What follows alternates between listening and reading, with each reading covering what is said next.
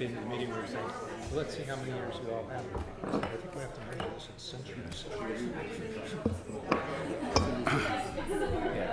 Yeah, dinner again tonight. Okay. All right. So does Ken.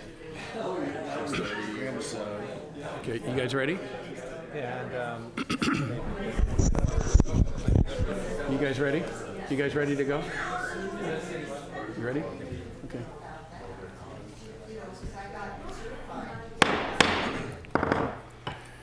Good afternoon, everyone. It's May 6th on a blustery day, but spectacular day at Carmel Beach. And I'd like to call this regular meeting of the Carmel-by-the-Sea City Council to order at 4:30 p.m. City Clerk, would you please call the roll? Sure. Councilmember Barron? here. Councilmember Booter? Here. Mayor Pro Tem Delves? Here. Councilmember Jamoff? Here. Mayor Byrne? Here. All are present. And Nova, would you like to lead us in the Pledge of Allegiance? Ready, salute.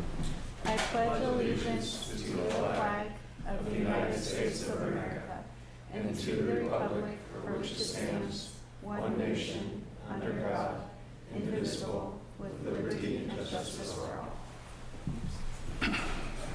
Thank you.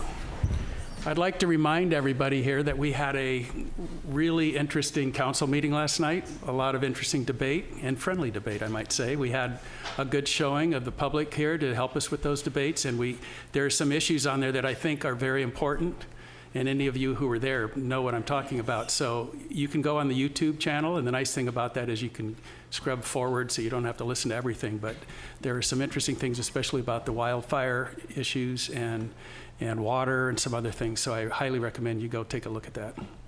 So we're going to start off now with extraordinary business, and we're going to begin tonight by recognizing some outstanding members of our community. And hopefully we're going to keep those statements brief. I've heard some feedback that they'd like us to keep the meetings moving. So the first one tonight is the Carmel High School report out. Let's welcome our student representative from Carmel High School for a quick report. And thank you for joining us. Please come forward. Hello. Hello. I'm Juliette Norman. I'm Carmel High School's Associated Student Body President. In high school news, graduation is exactly 1 month from today. Students are in the midst of AP testing this week and next and are studying for finals. But juniors and seniors will have a welcome break from their studying coming up this weekend. As you may have seen from the promposals being staged around town lately, prom is about to happen. It's going to be this Saturday at the Corinthian Grand Ballroom in San Jose. The end of the school year has also brought an exciting time for our school in regional sports. The boys golf team is competing today, right now, in the CCS Regional Championship Playoff at Laguna Seca. Also today, the dive team is at the CCS Championships at De Anza College. Boys volleyball is playing tonight for the league title against Monterey. Win or lose tonight, they had such a great season that they are guaranteed a spot in the CCS Championship playoffs next week. Track and field will be at PCAL Masters this Friday and CCS later in the month. And tomorrow, boys tennis has a CCS playoff match at the Carmel Valley Athletic Club. It is the first time since 2017 that they have qualified for the team championships. The music department just had their spring concert, at which our very talented orchestra and band director, Mr. Brian Hanley, announced his retirement. For the last 27 years, Mr. Hanley has directed our orchestra, concert band, guitar, digital music, pep band, and jazz band. Before he leaves, please take the opportunity to see him conduct the jazz show on the 20th. We also welcome the community to our dance show on the 15th and 16th, film festival on the 28th, and singer-songwriter show on the 30th. I would like to end by thanking you so much for working with the students for Student Government Day and the mock City Council meeting held April 23rd.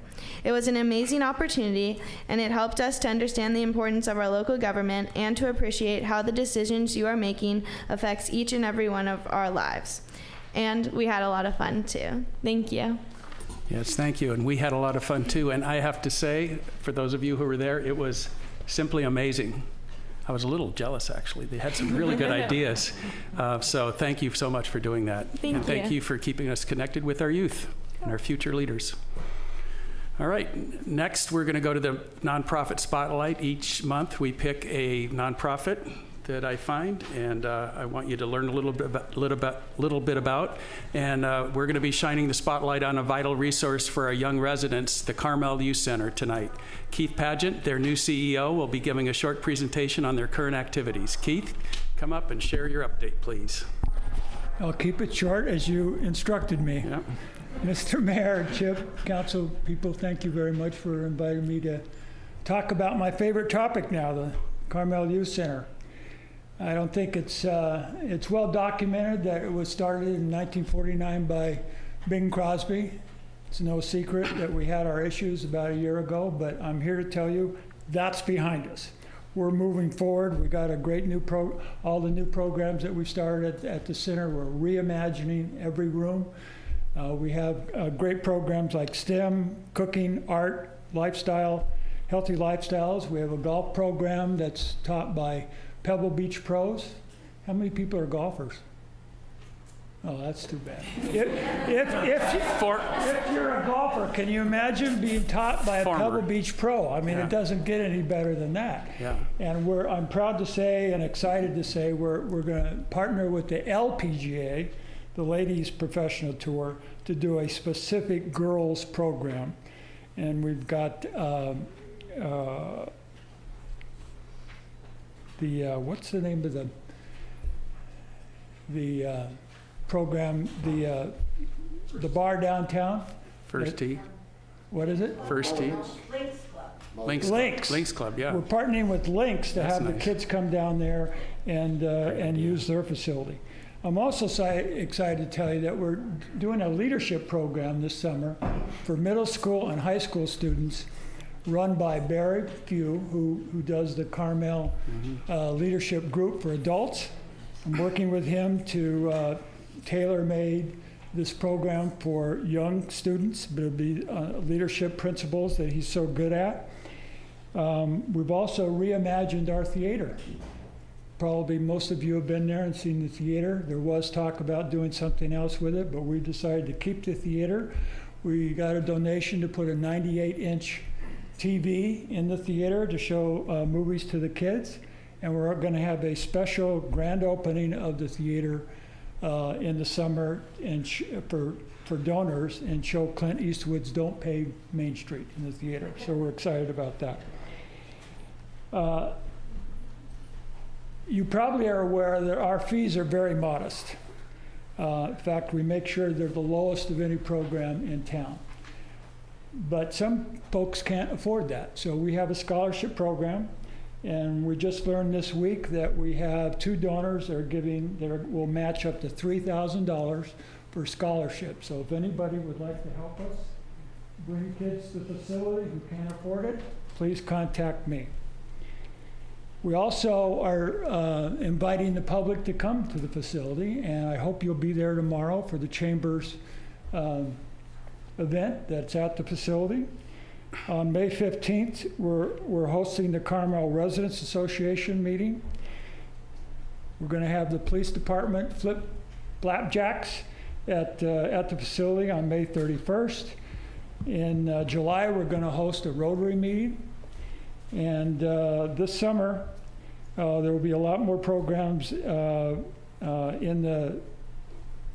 we're going to have music programs that were in the studio where Clint used to do some of his work. We're going to have some more musicians teaching our kids how to play instruments. So we're very excited about all the new things that are happening at the facility. I'm here to tell you that there's a lot more things in the works. I don't want to tell you yet what they are, but stay tuned because we're back and we're better than ever. Thank you for the opportunity. Thank you, Keith, for the great work you're doing. And I'll see you tomorrow night, and hopefully with a lot of the other people in the room. Even though you're not going to play the piano, Yeah. I'll see you there. If you had other people playing, I would do it. Anyway. All right, so I'm going to turn the next part of the meeting over to Alessandra, who's volunteered to MC this, and take it away. Thank you, Mayor. The first item is a proclamation of the City of Carmel-by-the-Sea City Council honoring Renee Aldama and Miguel Manzano. Whereas on March 24th, 2025, City of Carmel-by-the-Sea Public Works employees Renee Aldama and Miguel Manzano demonstrated extraordinary courage and swift action in the face of a life-threatening emergency. And whereas their quick thinking, calm under the pressure, immediate response played a critical role in rescuing a resident experiencing a serious medical emergency, preventing what could have been a tragic loss of life. Whereas Renee Aldama and Miguel Manzano's heroic efforts reflect the highest ideals of public service and human compassion, going above and beyond the call of duty to ensure the safety and well-being of a fellow community member. And whereas their selfless actions are a testament to their character and their deep commitment to the people of Carmel-by-the-Sea, setting an inspiring example for all city employees and residents alike. Therefore, on behalf of Mayor Dale Byrne, Mayor of Carmel-by-the-Sea, and the City Council and the residents of our community, we do hereby recognize and honor Renee Aldama and Miguel Manzano for their extraordinary heroism, unwavering dedication, and compassionate service, and extend our deepest gratitude for their life-saving actions on March 24th, 2025. And I've got 2 proclamations here.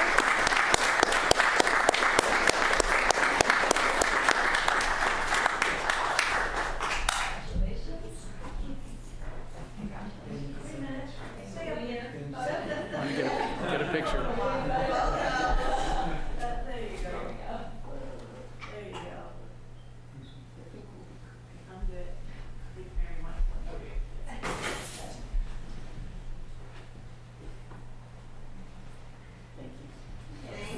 Thank you.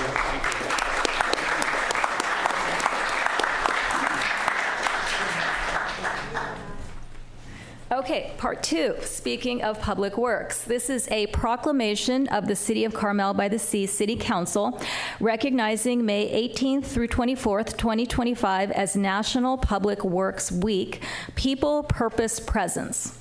Whereas public works professionals focus on infrastructure, parks, facilities, and services that are of vital importance to sustainable and resilient communities and to public health, high quality of life, and well-being of the people of the City of Carmel-by-the-Sea. Whereas streets, parks, facilities, and services could not be provided without the dedicated efforts of public works professionals who are engineers, managers, and employees at all levels of government and the private sector who are responsible for rebuilding, improving, and protecting our city's transportation, storm drain system, public buildings, utilities, green infrastructure, and other facility essentials for our citizens. Whereas it is in the public interest for citizens, civic leaders, and children in the City of Carmel-by-the-Sea to gain knowledge and maintain an ongoing interest and understanding of the importance of public works and public works programs in their respective communities. Whereas the year 2025 marks the 65th annual National Public Works Week, sponsored by the American Public Works Association. Therefore, be it resolved, on behalf of Dale Byrne, Mayor of Carmel-by-the-Sea, we do hereby designate the week of May 18th through 24th, 2025 as National Public Works Week, and we urge all citizens to join with representatives of the American Public Works Association and government agencies in activities, events, and ceremonies designed to pay tribute to our public works professionals, engineers, managers, employees, and recognize the substantial contributions that they make protecting our national health, safety, and advancing the quality of life for all. And we've got a proclamation for that as well. Mary?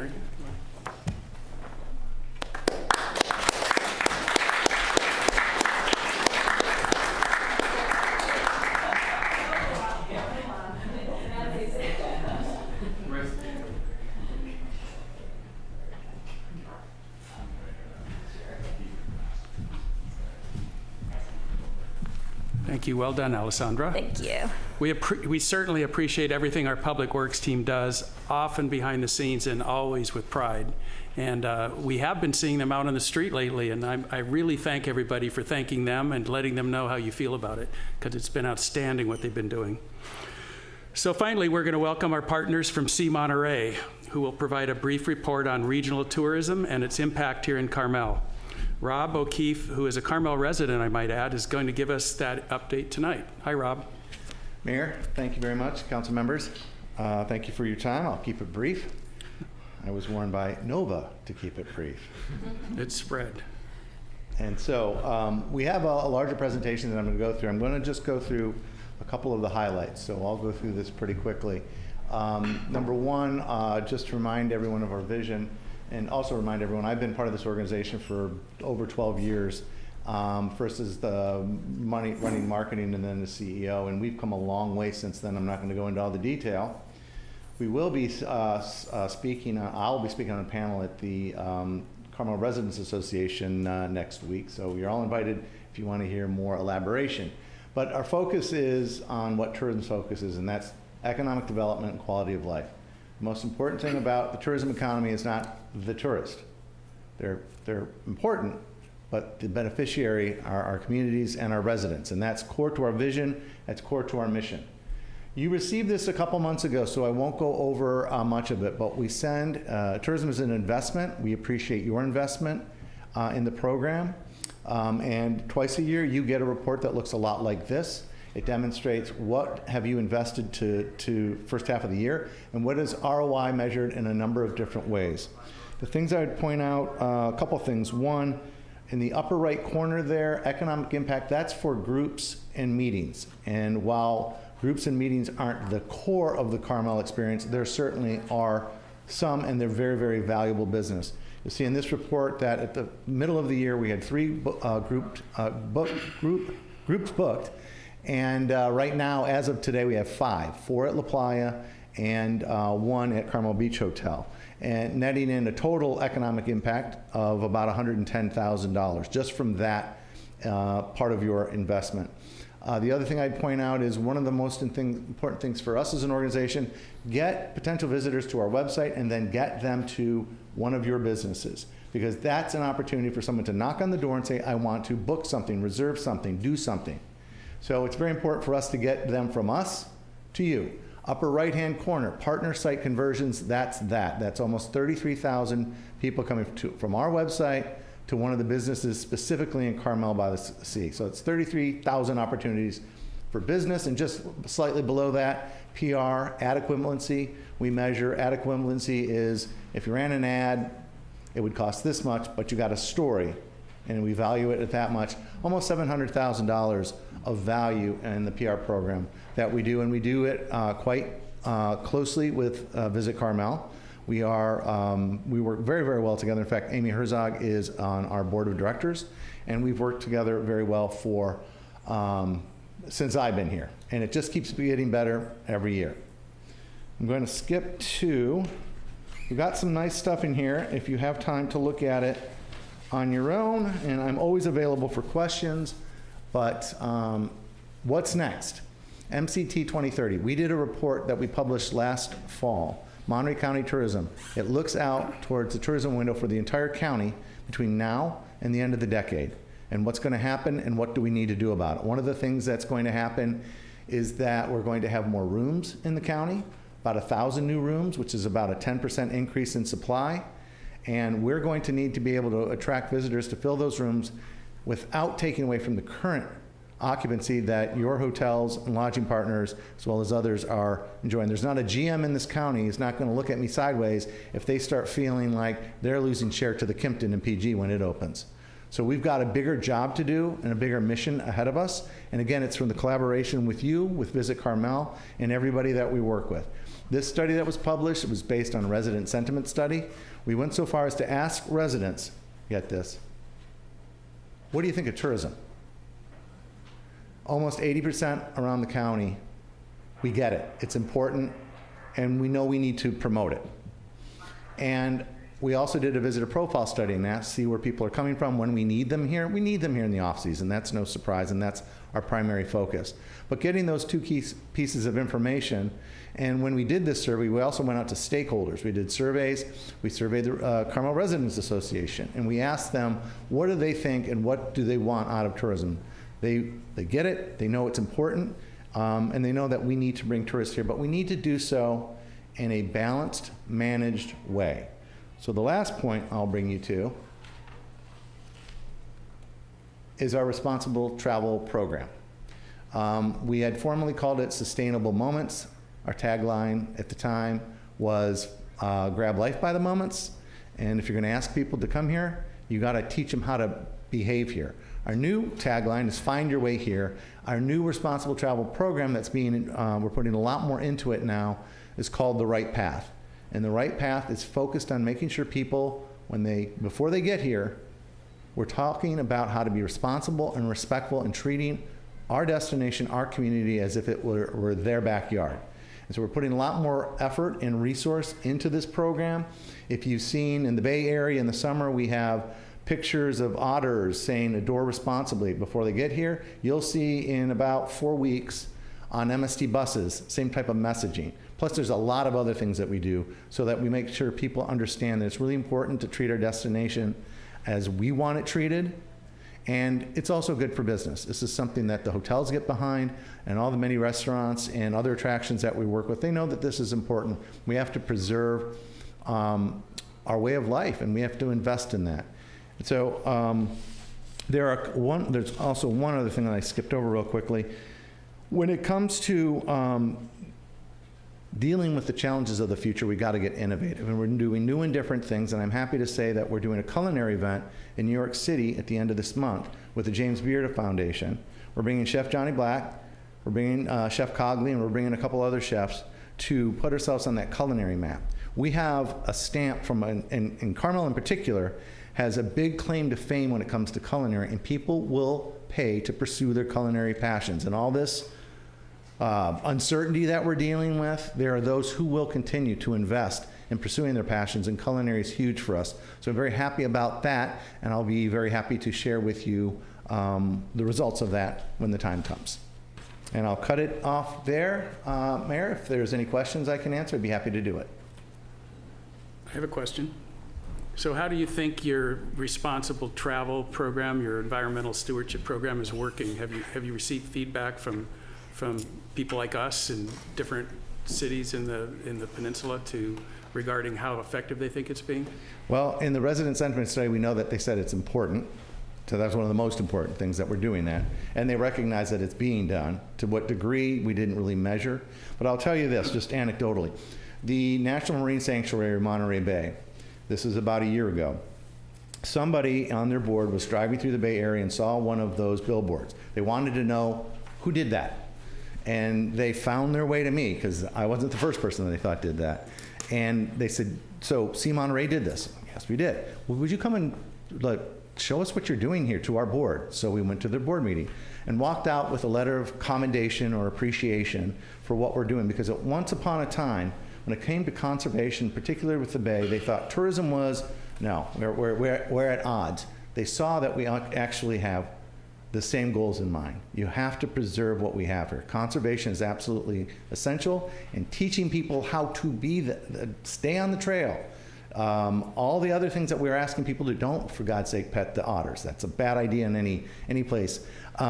It's being recognized, and we're getting more and more notice of that. And then with that notice comes more and more ideas on how to do it better. Yeah, that's good. It would be interesting to see if we could measure that somehow. Well, when we're going to do the next resident sentiment study, probably a year from now, we'll ask that question, and we'll ask more specifically, are you seeing signs of that? And we also do focus groups and town halls and things like that, so we'll weave that into that. That's a very good point. Excellent. It's always nice to see you, and thanks for the great work you're doing. I've got a quick question. Oh, you do? Yes. Another question. Thank you, Mayor. Thank you for your presentation, Rob.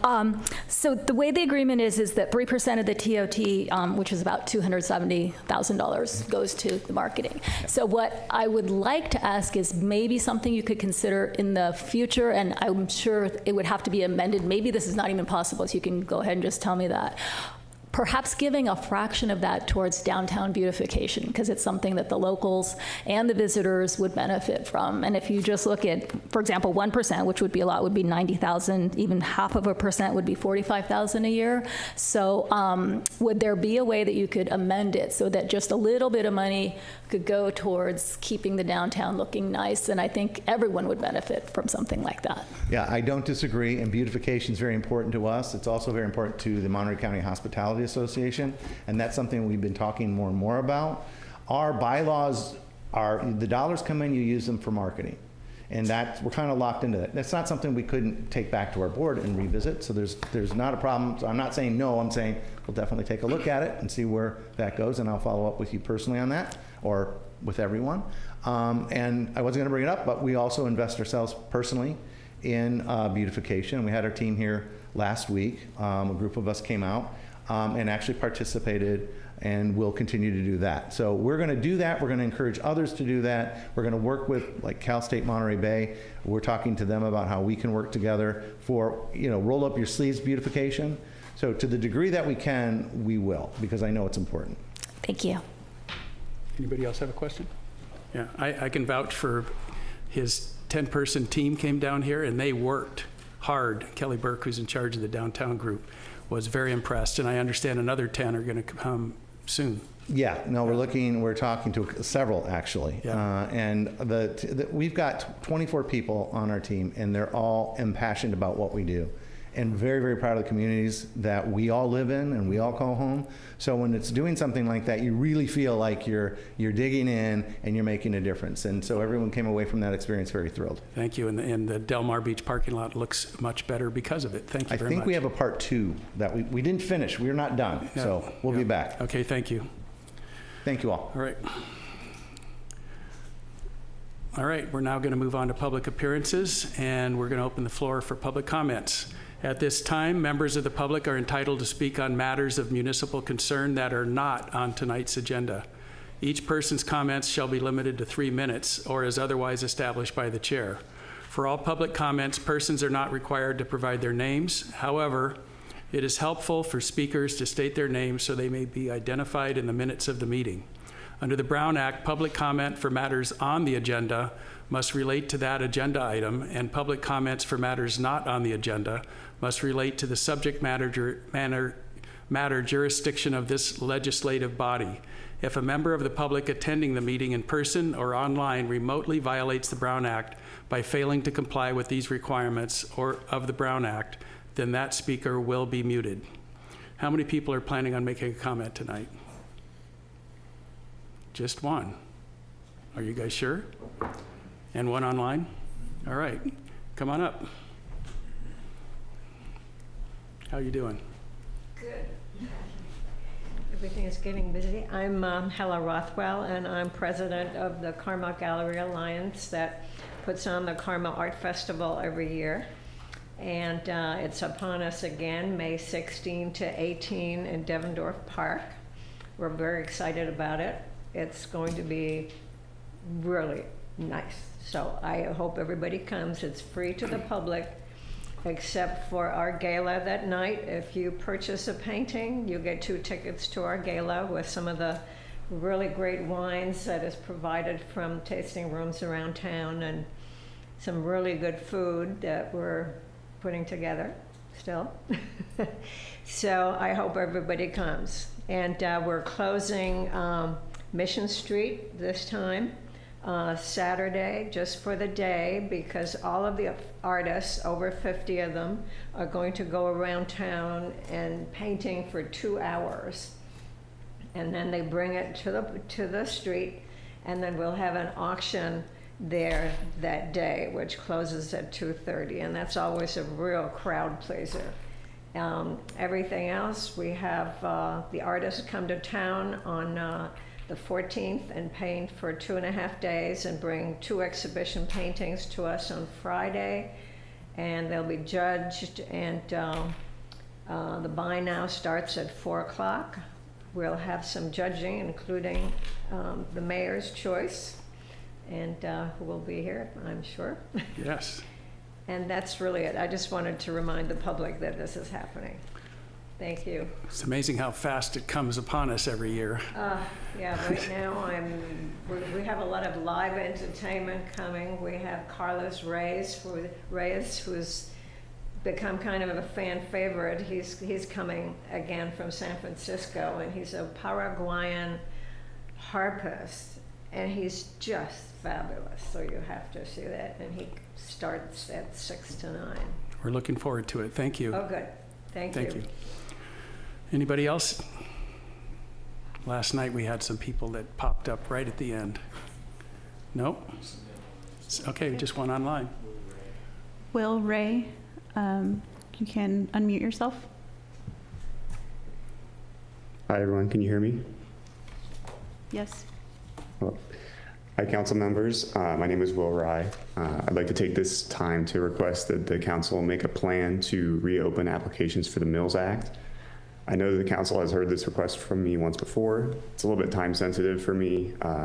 My family owns a home, which is in the Carmel-by-the-Sea Historic Register, and due to a death in the family, it's been reassessed, and we're looking at a property tax rate, which is about 6 times higher than previous years.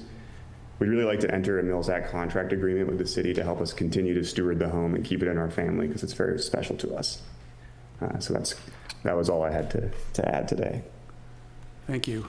Mayor Pro Tem Delves and I will have a chat with Chip about that at our next planning meeting, and we'll see what comes of it. Thank you. Thank you very much. Really do appreciate you speaking up. All right, we're going to move on we're going to close public comment now. No one else, last chance. All right, we're going to move on to announcements. I'll turn it over to our city administrator to see if he has any announcements. Actually, I think this is the first time in a decade I don't have any comments, Mr. Mayor, so I apologize. I know it's an it's on an agenda item, but I just wanted to thank our finance team for the amazing budget that they put together. You'll be hearing about that in a couple minutes, and then we've got a study session on the 21st to talk about an in-depth review of the budget, as well as our financial stewardship working group, Mr. Delves and Mr. Booter. It's been a really invigorating process this year, so as we delve further into the budget, we want to keep everyone involved. So questions and answering time are open now. And I think, Brandon, we set up a website address for budget questions. So that's all I have, Mr. Mayor, for today. Excellent. All right, now for our city attorney. Do you have any announcements, Brian? I have no announcements, Mayor. Maybe you could fill us in on what's going on with our library architect contract? Yes, I could tell you that it's under review by the foundation, and I'm been in contact with their attorney, and he has told me it's still being reviewed and that he'll get back to me with comments. But I believe we're close. I hope so, as far as I know. And our city attorney is also very conservative with his estimates. All right. But it is moving along, and it's exciting because once that happens, the project can start. For those of you who haven't been keeping track of that, the contract with the CPLF, the Public Library Foundation, and the city has been completed and signed. So they're off and running with their fundraising. So this is the last step. It's very exciting to announce that. And any council members have an announcement? All right, Jeff. Yeah, thank you. This month I have two. It's a busy month for planning and public works community meetings. We have 2 meetings, the next Thursday and the Thursday after that. Next Thursday, May 15th from 4 to 6 in this room.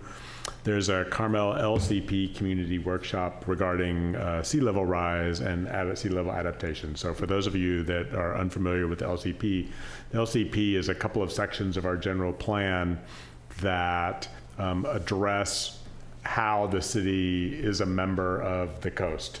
So what we do, how the city acts as a member of the coast, what our coastal policies are, et cetera, et cetera. And a couple of years, last year, I guess the city received a $500,000 grant from the actual California Coastal Commission to study and possibly make amendments to our general plan to accommodate sea level rise. So we have hired, with that $500,000, we have hired a consultant, and the consultant is coming and leading the first of a number of public outreach workshops. So if you have a view on what you think the city should do to address sea level rise, or you're interested in what the questions the consultants might be asking, this is your chance to participate in that. So that's 4 to 6 on Thursday, May 15th. And then the following Thursday on May 22nd from 5:30 to 7:30, the TAMC, which is the Transportation Agency from Monterey County, will be here to take public input on something called a Vision Zero Action Plan. Monterey County is developing a regional Vision Zero action plan, and these plans outline the strategies needed to achieve safer roads, safer speeds, safer people, safer vehicles, and post-crash care. TAMSI is heading the effort for Monterey County in general, the unincorporated parts of Monterey County, as well as the cities in Monterey County that have not done this, gone through this exercise on our own. On their own. So I think those cities are Monterey and Salinas. So the other 10 cities in Monterey County benefit from this planning exercise from TAMSI, and they'll figure out how to make our windy, dark, broken up streets really safe for people to walk and ride their bikes on. So again, that's 5:30 to 7 on Thursday, May 22nd. Thank you. Great update. Thank you. Bob? I've got one. I just wanted to say thanks to Chip and to all of the staff. Historically, we've received our staff reports from everyone by Thursday night before a Monday and Tuesday city council meeting.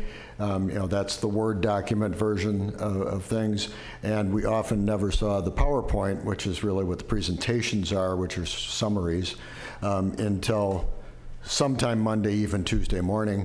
As a group, we had asked that we get all of those simultaneously, and I think we got 9 out of 11 on Thursday night, with the other 2 to follow. And it's just really helpful because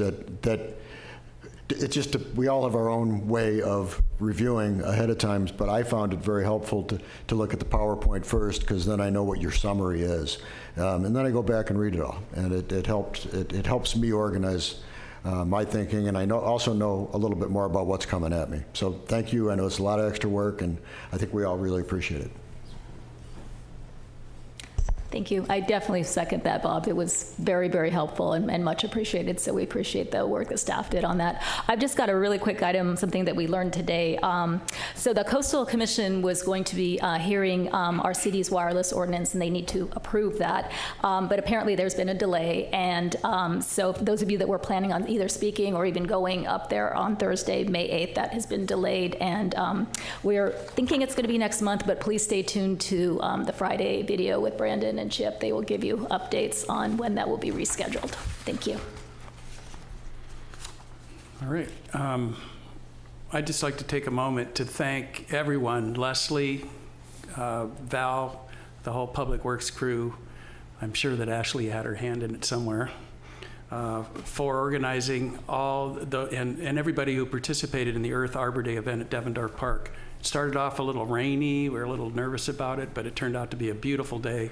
And it also was a real pleasure that I got to participate in unveiling the new benches for Barbara Livingston and Jan Ramers. And I'd like to thank Ken White and all the CRA representatives, along with Niels and his daughter Carrie, for participating. It was, for those of you who were there, it was a touching moment. It was really something. And having sat in that front row with Barbara so many times, it was a wonderful thing. I'd like to thank Jeff Sagi from Pacific Redwood Products for donating the slabs that made the benches, Brian Steckler for donating his time to finish them beautifully, and Tony Trujillo's crew for creating the beautiful Carmel stone bases. And if you haven't seen them, take a look. And while you're at it, you can see a sample of potentially the new railing that's going to go around the park that's just next to the fence next to them. It seems that April was Volunteer Month, and somehow it passed without me saying anything about it. But I would continue to encourage everybody to take some time to volunteer. There's so many opportunities in this town. We've got Donna from the Women's Club here, and if you haven't been to one of their meetings, go to it. It's incredible. Mission Trails, Karen's here for Mission Trails, a wonderful organization, and I would love to be out with them doing it, but I've got other commitments now. But we just got a water truck, so if you like to water things, you can drive the water truck. Karen's been getting into the gator, and she can tell you it's a lot of fun, right, Karen? Oh, yes. So spend an hour here or there to help out some of the volunteer groups, because it's super rewarding, and you'll also make lifelong friends. I've seen the impact it's had on some of the Carmel Cares volunteers. So those are my comments. All right. We're moving right along to public hearings. Do you have another one? Question. Is there an item that's going to be not heard today? Good point. Yes, sir. The mayor and I talked about, it's under orders of business number 3, which is the contract with Opticos for the objective design and development standards. We need some more time to do some analysis, Mr. Barron. So you don't have to take action, council, but we'll agendize that ideally for June. Yeah, so we'll just continue it. Yes, sir. All right, so item number 3 is going to be continued. We won't be doing that tonight. Item 1 is the 2025-26 citywide fee schedule. And we're going to, again, review the proposed fee schedule for the upcoming fiscal year. And staff is going to present that, and then we'll take comment from the council and public comment.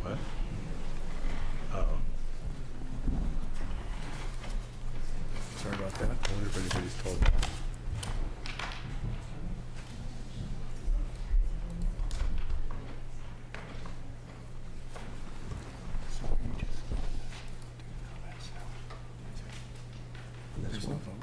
On this one? Yeah. This is the vote on this one. Okay, because it doesn't say that. But okay.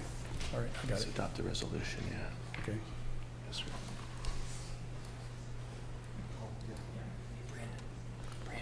Brandon. Those Opticos guys on Zoom. Yeah, so you might tell them.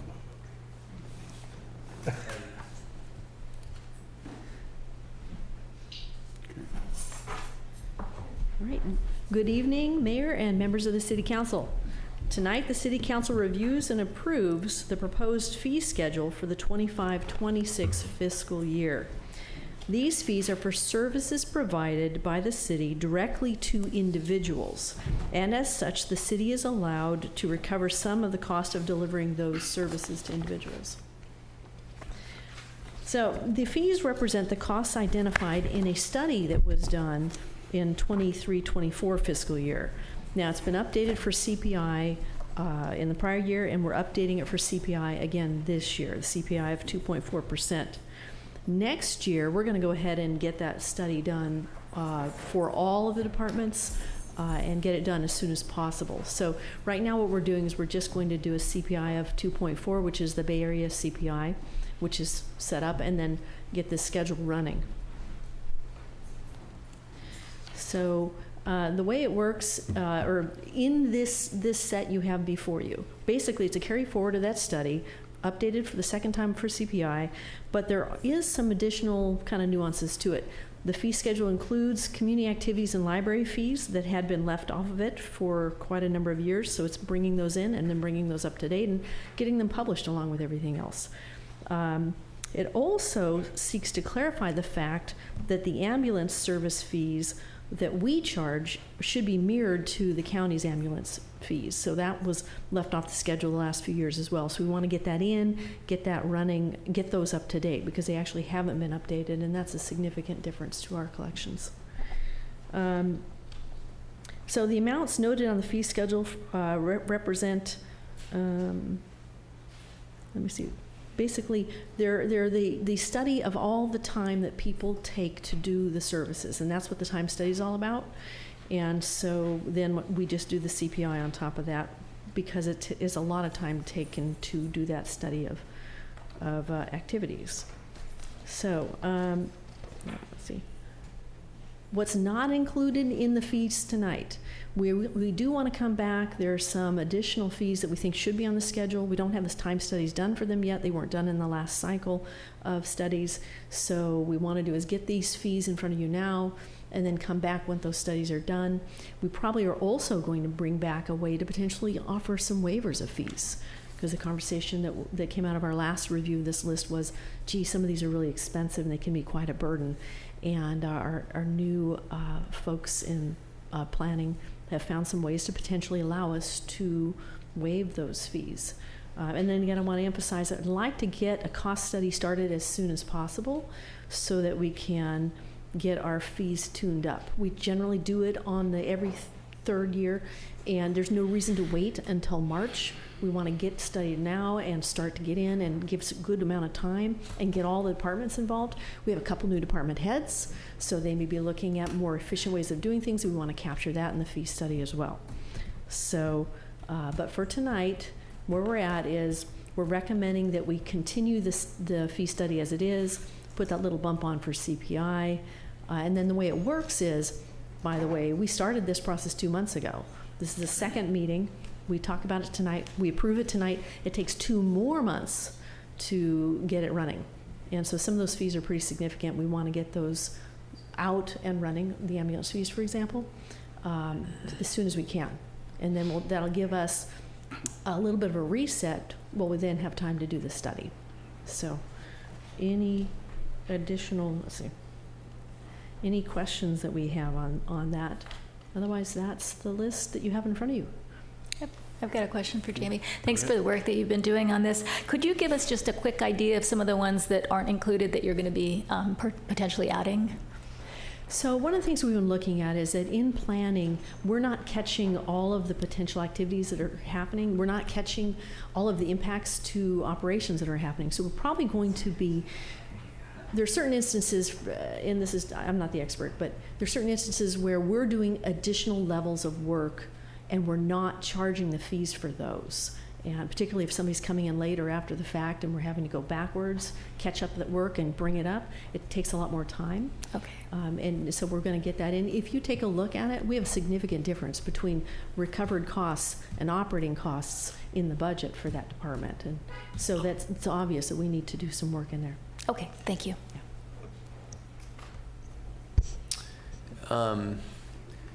It's sort of a small thing, but just conceptually, this gets reset. Like you said, it's a tune-up every 3 years, so it's not a huge deal. But like, instead of using CPI, would it make more sense to use the growth in salaries and benefits in the planning department? You know, the way the ordinance is written, I believe, it says CPI. I think that was the safe basis point, but let me double check. So, because you're right, I mean, we can easily see what our increase is, and it's been more than CPI every year, which is why we fall behind. So we can double check. Do you have a question? No. So I have just sort of a general question as to how this process works. So as time goes on, we're clearly going to be applying AI techniques and technology to automate some of the mundane things of submitting permit forms and that sort of thing, and some of it might be dramatic. As we do that, do we take that into account, or does that happen every 3 years? Are we going to lower fees if that sort of happens? So the city's really careful to make sure that it never gets ahead of costs, because it's very clear the way the rules are written that we can't make a profit on it. Right. So if we were aware of significant changes, that might engender an immediate adjustment. More often, we're seeking efficiencies to try and keep the costs where they are, because our costs are raising faster. Yeah, for sure. Yep. All right. And if we're going to approve this resolution, are you going to come back for a modified resolution in 60 days when you know all the things Alessandra asked you about? So this is the end-to-end list that we've got, right? We can come in with just the new fees. We don't have to go back through the whole list again.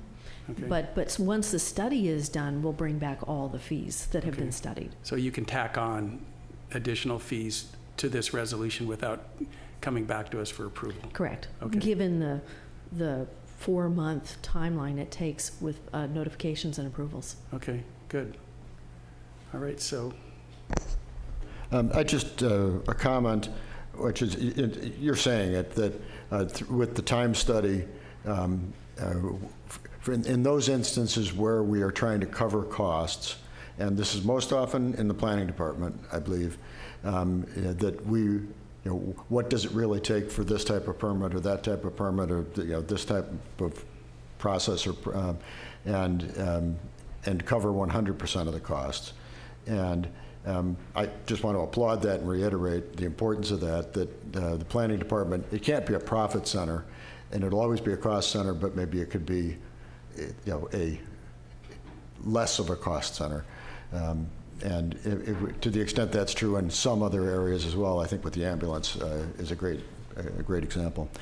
Just one item that actually a couple Forest and Beach commissioners reached out to me and maybe others wishing they had a better penalty for egregious illegal tree removal, that they just feel that there are people that will game the system and clear cut a lot, knowing that the punishment for clear cutting the lot is a lot less than what they view as the increase in the value of their property and the ability to build something bigger.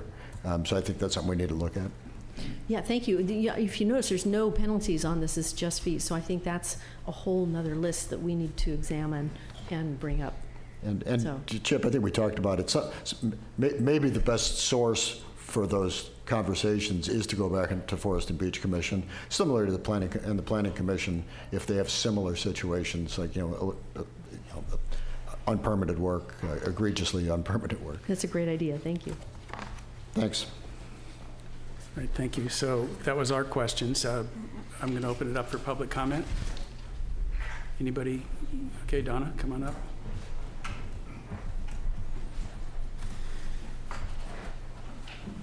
Hi, thank you. I'm Donna. My only question is the waiver. Serving on the Activities Commission, we had people come begging because their event was special. So I didn't see a criteria for a waiver, and I think you should have one. We have the criteria for the grant program. And I do believe there's probably people that you should give a waiver. I'm not against them, but what's the criteria is my question. Thank you. Anybody have an answer to that? I can try to answer it, Mary. I mean, and we got this idea from Anna Jeanette, who's not here tonight because she's not feeling that well, of people who are having difficulty paying our fees. So one of the other things that they use in Monterey County is as Ms. Jack just said, organizations that maybe don't have the financial wherewithal. So with the council's direction, we'll look at that as well and bring it back. What I would not like to see is a blanket fee waiver for all nonprofits, but having some criteria and a threshold under which you or community activities could look at, or Ashley, who approves all the special events, very clear criteria under which we would have a lower fee or waive the fees entirely. What does everybody think of that? Do you want to give direction to look into it? I have some comments if public comment is closed. Anybody else have before we get into that, does anybody have a comment? Anybody online? Okay, well, thank you. Thank you, Donna. All right, we'll bring it back for discussion. Go ahead, Jeff. Thank you. So yeah, I had two comments. One, thank you, Alessandra, for that comment. I was actually going to ask that question. My first remaining comment is about waiving the fees. I'm really interested in that, but I would like to see, I have my own particular feelings about which fees should be, which fees are eligible for waiver and which are not. So I think that's an equally important part of the program, in addition to how you determine which individuals or which organizations are eligible for the fee waiver. So to me, there are two parts of that: the difficult one, which you're thinking about, and the politically difficult one, which is the other thing. And then we have this conversation every year about, I always debate bringing this up. We have this conversation every year about tree fees, and I know that the budget, and I know that this is sort of aspirational. I know that the budget is always going to be under stress, but trees are both a blessing and a burden to people that have them on their lots. And I do believe, we talk a lot about Carmel being the village in the forest on the coast, and trees can be a real pain in the ass when they fall down in the wind and they hit your house or whatever it is. And we've had some personal experience with that. And I would like to see, some sort of aspirational goal towards waiving most or all of the tree fees. I mean, I think that's in our relatively well-off city, trees are so important. I think that's I think that's a thing where people that have trees on their lots should be rewarded for the extra effort. Rewarded and provided this service for the extra effort that they endure constantly for the maintenance of all these trees. Maybe everybody except Karen Folino, who has 200 trees on her lots, 200 trees on her lot. Maybe half of Karen's trees would be eligible for something. But I would like to see, some sort of slow movement towards that. Thank you. Yeah, especially with the report we had last night on the wildfire map. That was sort of eye-opening. Hans? So the last time that we had this discussion a month ago, I told a story about the light fixture above my door, the exterior light fixture that I was told would require a track 1 design study for $725 if I wanted to swap it out. And so I do think there's a couple areas in here where we're probably missing a really baseline, basic tier of scope that could be significantly cheaper than what's listed here. So, there's a minor and a major track 1 design study, and I would suggest adding a third tier that's, entry level for the kind of thing I'm talking about. And I guess I would look to staff to give me a recommendation on what that number would be. I also think the landscape plan check is another common one that people are doing landscaping, and I think having it at $725, I think creates this incentive for people to just do landscaping and not tell us about it, which creates compliance issues with our regs. And I also think that a lot of the small jobs are sort of cross-subsidizing larger jobs. So if I'm paying a flat $725 fee to put in a little DG in my yard, and then somebody's doing a complete redo of a double lot somewhere with tons of hardscape work, that just doesn't make any sense to me.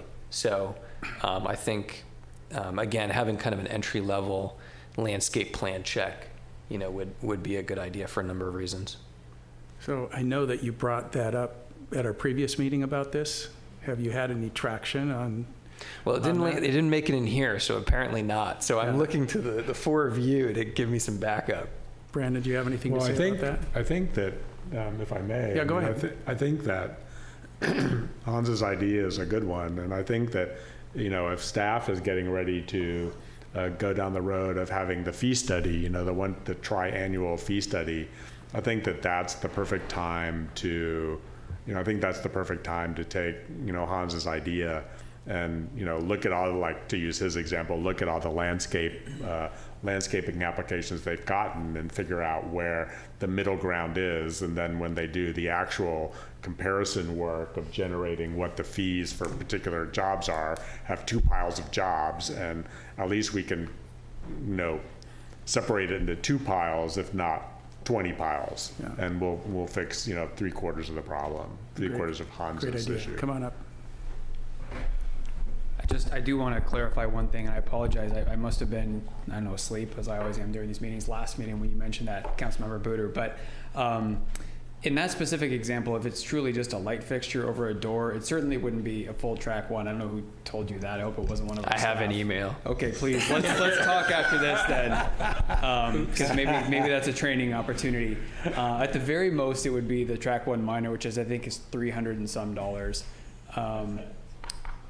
Okay, we'll talk because I was just looking. But the planning department has, and maybe we talk about adding this to the fee schedule, they have something that's called a scope of work permit, where they have the discretion at the counter if it's something really simple, because for a light fixture, for example, all you have to do is prove that it's the right lumens and the right style, and then it's a staff approval. So they wouldn't charge for that, and they do that very regularly, just make that decision at the counter. So that's just for you and for the rest of the council, but maybe we find a way to memorialize that a little bit in the fee schedule so that it's there in people's face. But functionally, that's how it works back there. I can speak to that from my own experience, but I would like to see that email. We can, if need be, we can use it as a training opportunity. And also move it into landscaping areas as well. Great thought, Hans, thank you. Do you have anything? I just want to support that idea. Yeah, I do too. He's looking for support. Me too. Alessandra, what do you think about that? Thanks, Mayor. Yes, I do support that. That makes sense. Okay. Absolutely. I agree with Jeff, and also in light of everything that we learned yesterday at the wildfire map presentation, I was concerned with, I'll just read for example, existing fees. We've got the tree evaluation, 200 to 205. Tree removal for a dead tree. This is something that our previous council had lowered quite a bit, and this is good. This is 200 to 205. But what concerned me is tree pruning permit is 262 to 268. So now it's actually costing more for the pruning than the removal, and we are really going to try to encourage people to do pruning and maintain their trees. So I would like us to look at lowering that. And in light of Jeff's comments about, in general, we want to encourage tree maintenance, and especially with the fire danger, we want to have people keep their trees in the best condition that we can. So I would be in favor of at least lowering the tree pruning permit, and maybe we can, lower all of that in general. And then as far as the waivers, I was thinking more of, somebody that has financial hardship, that we could find a way to waive those fees if there is work that they need to do. And I don't know where we would get the money for that, but maybe we can put our heads together and find something that would be fair for them. Yeah, and sort of plays into some of what Bob said is the planning department becomes more of a cost center and as we start making these decisions. And that might be something that as a council we think is good to do. It just basically goes on the budget that instead of charging fees for some of these things, we just take it out of the general fund or wherever it goes from our budget. And I can support that idea because there's also situations with restaurants and so on, they're barely able to make it, and we're having them turn in permit fees of $2,500, $2,800 to evaluate whether they can have their outdoor seating, and they just don't have the money. So it could be a hardship case. I don't know. All of this probably needs to be discussed, and I think it's a great discussion to have. So thank you for that input. Thanks. Is that good? Is that good for you? I think we need to pass a resolution, though. Yes, sir. Okay. So if somebody want to make a motion? It's Can I just ask a question? Yeah, so absolutely. if we passed this, there's a study that's going to be happening. Can you just tell me about how the changes would flow through here? I think we covered that. So this list is where we start the fiscal year with these little changes. Then at the start of the next fiscal year, we also have budgeted already for a fee study to be done. So we basically need to get the RFP out there, get a vendor in, and then start work. And that study takes place, and it looks at all of the operations of each of the divisions and looks at what happens. When it's done, when the study's done, we probably bring back the whole list. So that might be in the fall or the summer? Yeah, I'm thinking so, because I'm thinking, shoot, if it takes 30 days for an RFP and it takes the scheduling of that vendor, and there's only so many that do it, we're now trying to get them in. I mean, I'd like to get them in July 1, but it'll probably be a little bit later, and then they need time to do the work. And we also want the new department heads to have time to make their operations as efficient as possible before we lock in those costs. So it's probably a late fall result. So that's why we need a stopgap. So you're good. Mm-hmm. But if I remember correctly, at the last council, when we did lower the tree fees, we made the decision right then, like that's something we should do now. I had this, if I may, I had a conversation. So I went and tried to do my own research on this exact subject this morning, and I was unsuccessful until the very last minute. And I have sort of prepped Mary, who was here last year. We had a whole conversation about last year's meeting, and why don't we get Mary Sounds good. why don't we get Mary to tell us what happened and which fees are not at cost right now. Yeah, Council, our live stream link went down. I was going to ask for a break after we finish this item, but this is really relevant to the residents who may be watching. So my suggestion, I apologize, Daniel needs about 5 minutes to reset the whatever. So can we take a break now for maybe for 5 or so minutes? I apologize. Do you want to come back at 1:45? Yeah, why don't we come back at 1:45? Give us 10 minutes, please. Sorry, Mary. Okay. All Thank right. you. We're gonna take a break until 5:45, and we'll be back. Get restarted with the same subject.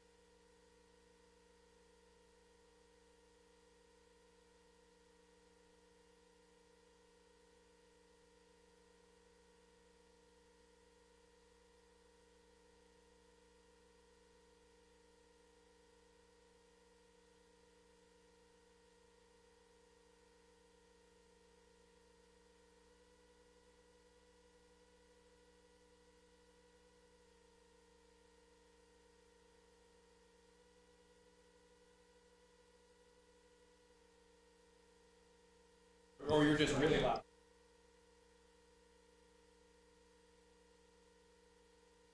Okay.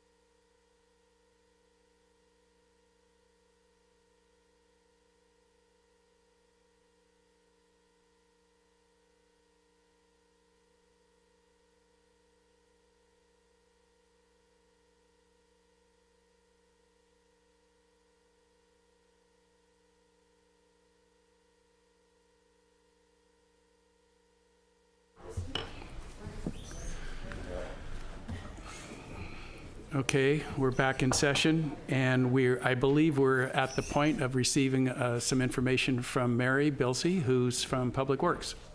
Thank you, Mayor and Council. So last year, we had added a dead tree removal fee of $200. It wasn't something that actually covered the cost of the tree removal, but it was the same price that we had for a tree evaluation fee. And so there was a cost study back in 23-24 that calculated the fee as $682, but the council had discussed reducing it down to $200. So that's what is currently in your fee schedule.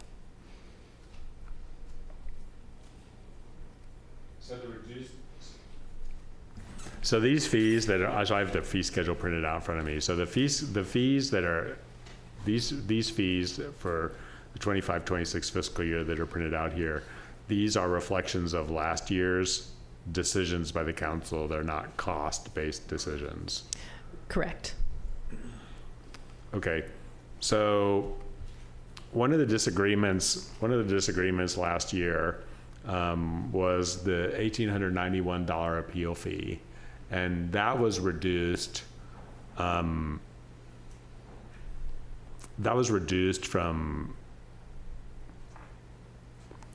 probably the planning fee, the planning appeal fee, which is probably like $2,500 or something. Is that right? I believe those so. two. So yes. there are two for everybody's benefit. There's an appeal to the Forest and Beach Commission, and there's an appeal to the City Council, and those are both $1,891. And I think that those, you were the instigator of that. And I think that we reduced those fees from like $2,500, right? Does that sound familiar? Well, And I do remember in general we were concerned that appeals are expensive, and okay. I mean, I can't give you the numbers for sure, but that sounds Okay. familiar. So I have a question. I have a question. How many of these $1,891 fees do we collect? Like, how many appeals to the Forest and Beach Commission and appeals to the City Council have we had in the past, like 12 months or some sort of? Yeah, I don't have the exact number, but there have not been very many appeals. I'm guessing about one in the past year. So the Forest and Beach Commission hears a lot of appeals. So like the Forest and Beach Commission, like their agendas are sometimes littered with like tree removal applications, right? That the forester says no, and then they appear on the Forest and Beach Commission's report. So what exactly is going on there that has resulted in no collections of $1,891? So the city forester can review the tree, and if it's something that is not in his ability to, like per the rules, to approve, then that would be taken to the Forest and Beach Commission. If he goes out to the site, evaluates it, and says no, it's something that he cannot approve on his own, that would be something that he has been bringing to the Forest and Beach Commission. But so my read is that the $1,891 is what the applicant's supposed to pay to have that process done, And it sounds like that the forester is sort of bypassing the $1,891 part of that process and just bringing it up. And so that seems like, now I'm talking to the four of you, that seems like a monetary sinkhole to me. Like that, like we've finance has calculated these fees based on the work that's done in the forestry department, right? And it seems like if we have this sort of process that people that are sort of appealing things should pay for the work that staff does, that's sort of wrong. To me, it seems like that's sort of wrong. That people that go to the forester and they get an answer that they don't like or that they're not entitled to have, either one of those cases, because the code prohibits it or the forester thinks it's a healthy tree. Like, to me, they should be paying the $1,891. There shouldn't be an automatic track to just escalating it to the commission. Right? Because if the track is automatically to escalate in the commission, then the other fees should be wrong. Like, this goes back to what Hans is talking about, like separating things into easy permits and difficult permits.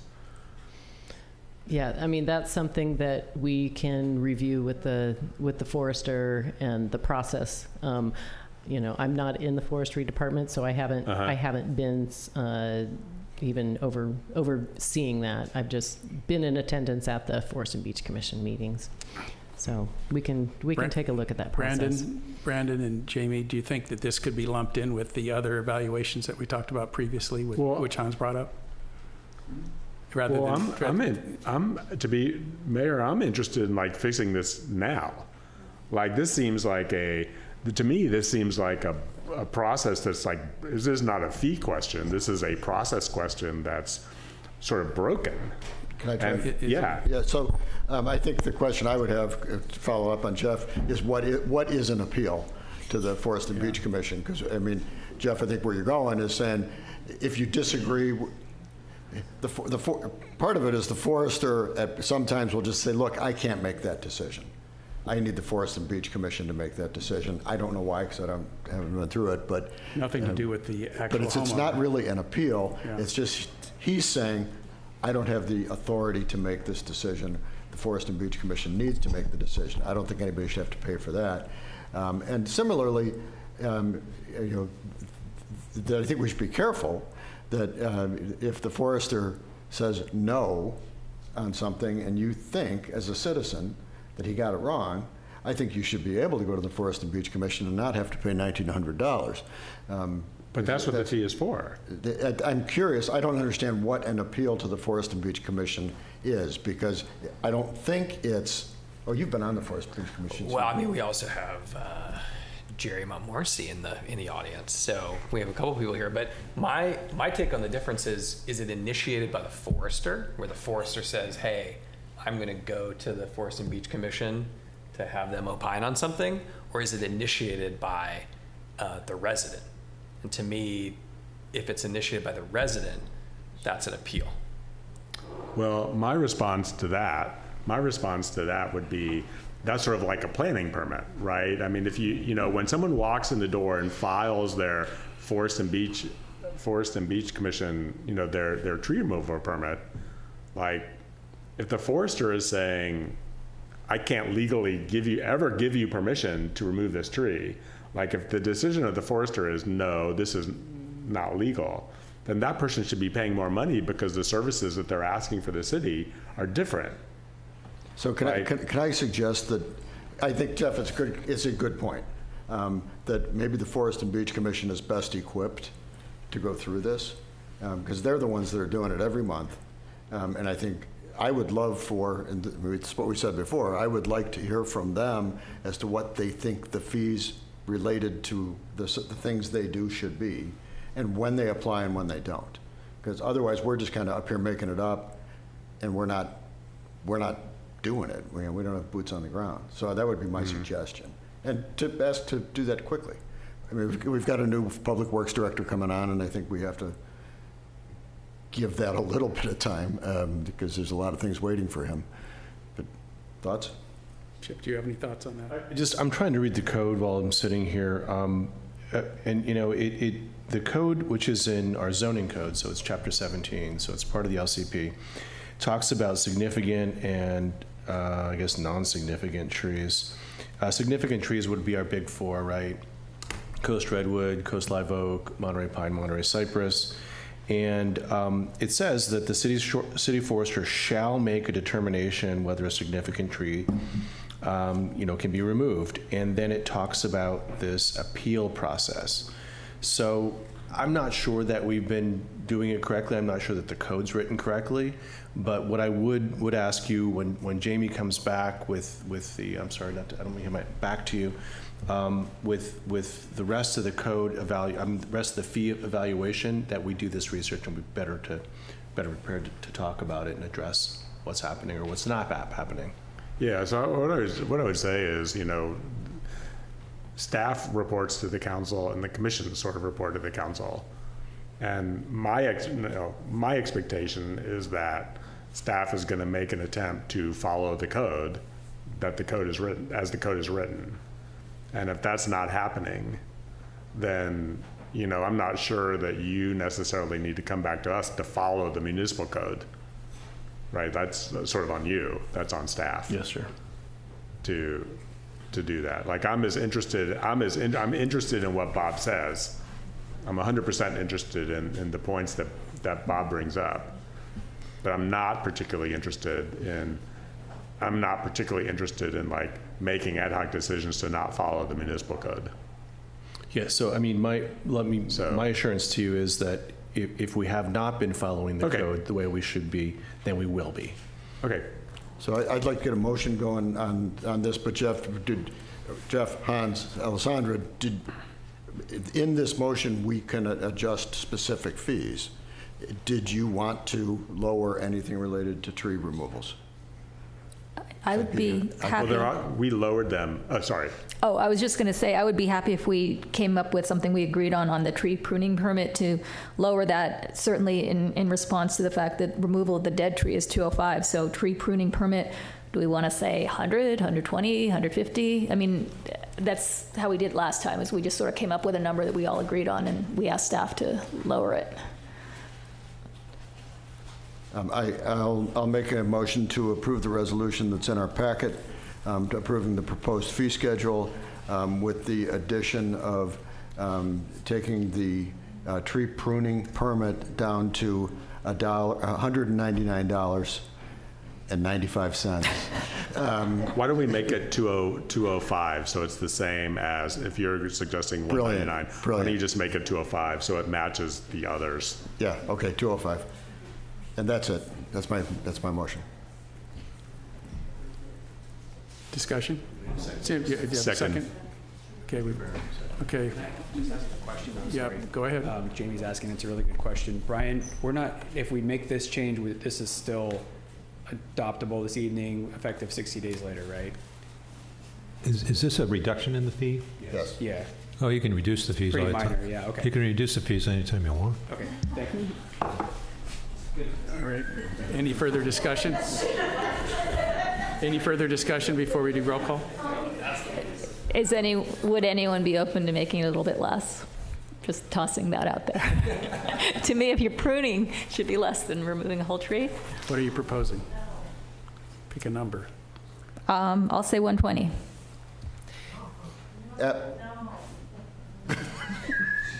No, we're at 205. That's my motion. It's already got a second. Well, you can make a second. No, I will. Second. Okay, roll call, please. Councilmember Barron? Yes. Councilmember Buder? Yes. Mayor Pro Tem Delves? Yes. Councilmember Jerema? Yes. Mayor Byrne? Yes. Motion carries. All right, thanks for that interesting discussion. We're having a lot of them. All right, so we're down to The easy stuff. number 2, orders of business.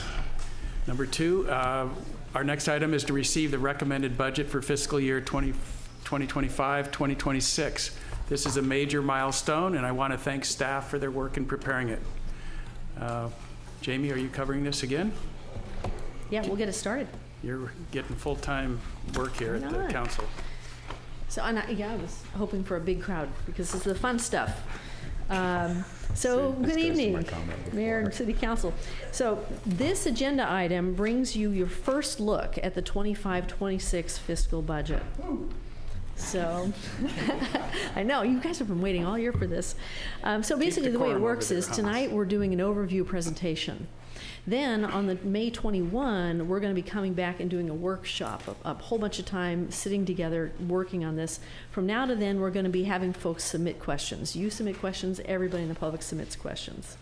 So we'll gather this together, we'll publish the answers, keep everybody informed, and keep a dialogue happening. So just a brief look at the budget process. The budget preparation starts with each department manager analyzing their operations and the needs of the city, and then coming up with a preliminary plan. The revenues are then forecast using all the available information and indicators we can find. This year, we added a new step and discussed a lot of this internal working with the financial stewardship work group. And the focus this year was on trimming the fat, so to speak. We're looking at revenue forecasts that contain significant uncertainties, operating costs that are continuing to rise.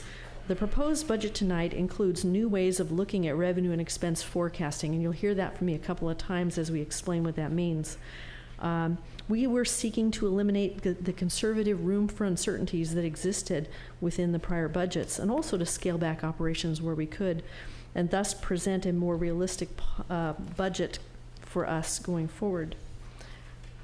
So just to kind of tell you a little bit about the backstory. So the Financial Stewardship Work Group met a number of times in the last couple of months, so very busy. And a couple of things that we were looking at is we pulled out and looked at all of the projects within the city. This is a one-time thing that maybe you see it on the CIP side, or maybe it's just a small operational thing.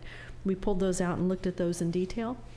We also looked through operations and looked at kind of what are some of the one-time things, what are some of the new things we're trying to do next year to understand all those different aspects, and what we could do and maybe what we could hold off on doing.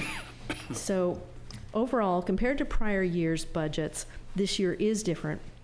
Revenues are based on forecasts of collections, not based on what the prior budget was rolled forward. Salaries are based on forecast actual, not the top step worst case. Most requested and unfilled positions have been eliminated or put on pause with some delay in hiring. As a result, the recommended revenues for this fiscal 25-26 budget that we're putting out tonight is $34.7 million. The total recommended expenditures is $39.7 million. So compared to the prior year, revenue's up about $3.3 million or 10%, and expenditures are down about $3.8 million or 9%, largely due to the change in the capital projects budget number. This year we're budgeting for a list of new projects of 7.8 compared to last year's 12.2. So get into that a little bit at a glance. So revenues in the coming fiscal budget, 25-26, of $34.7 million. That's property taxes of 9.2, sales taxes of 10.1, transient occupancy taxes of 9.1, and then other revenue, including those fees with that little CPI in it, of 6.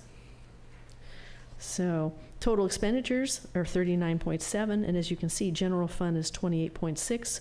The majority of general fund is salary expense, and we'll talk about that in more detail.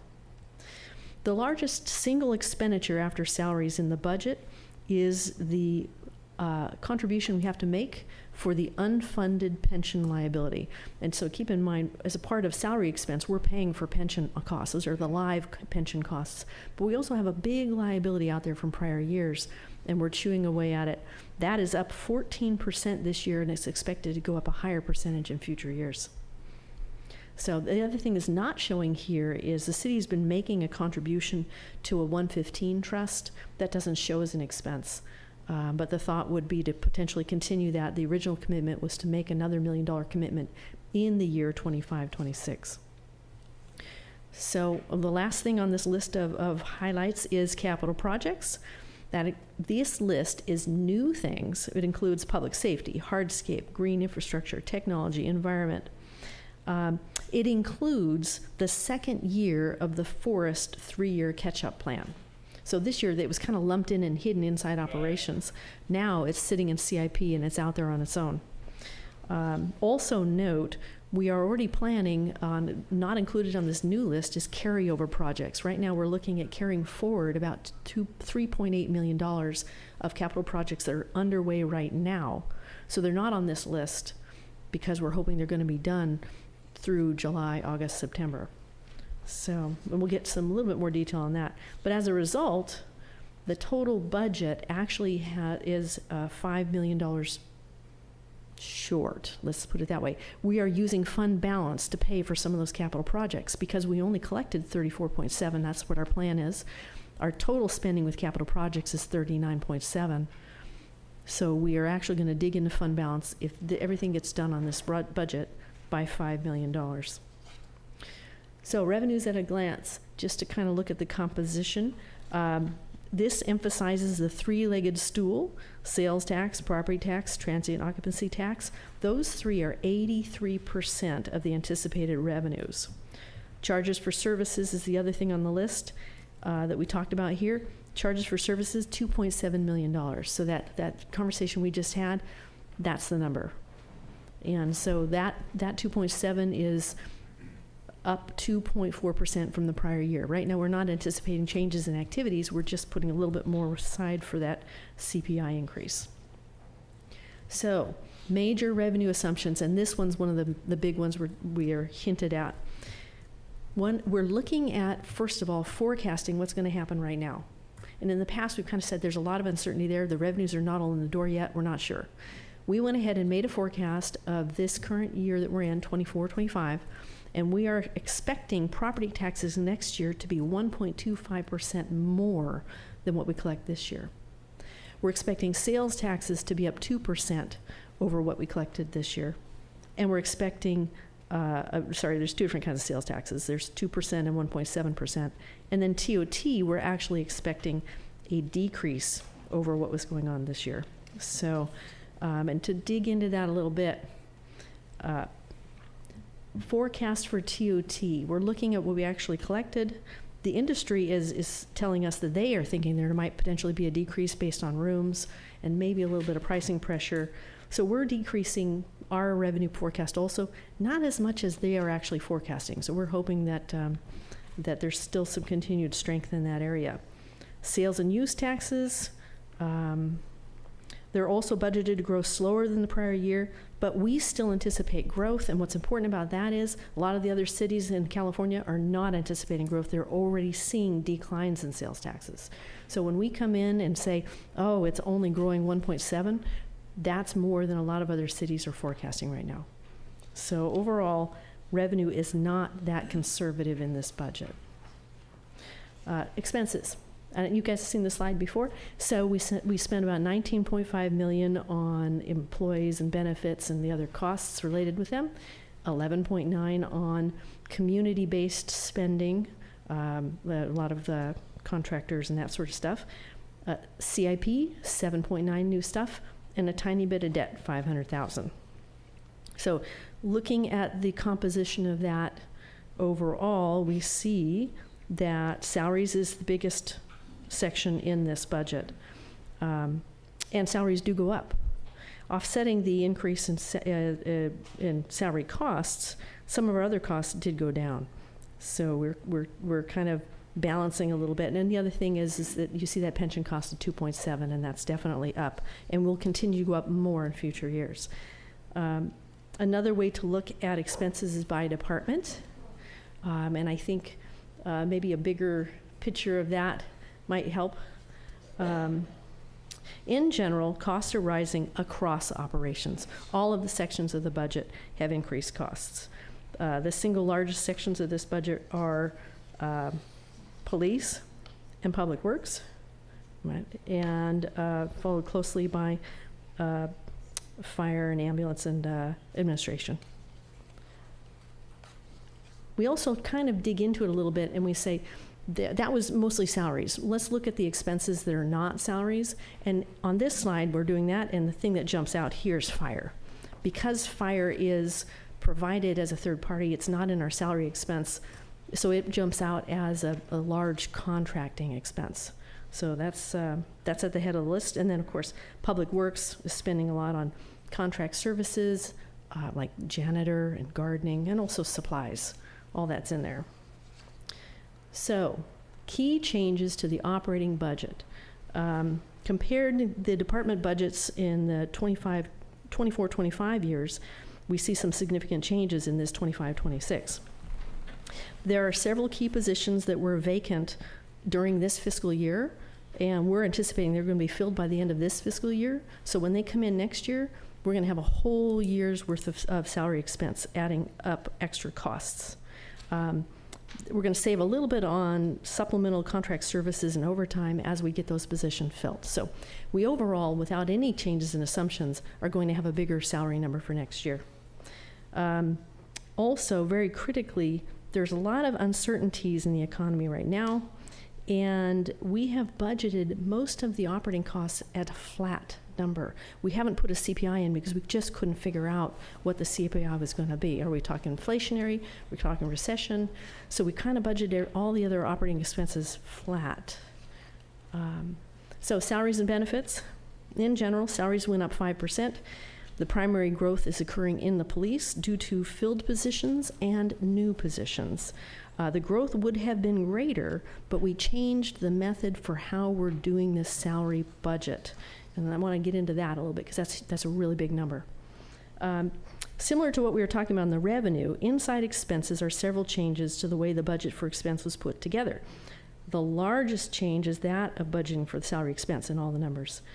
We are now budgeting for actual step instead of top step.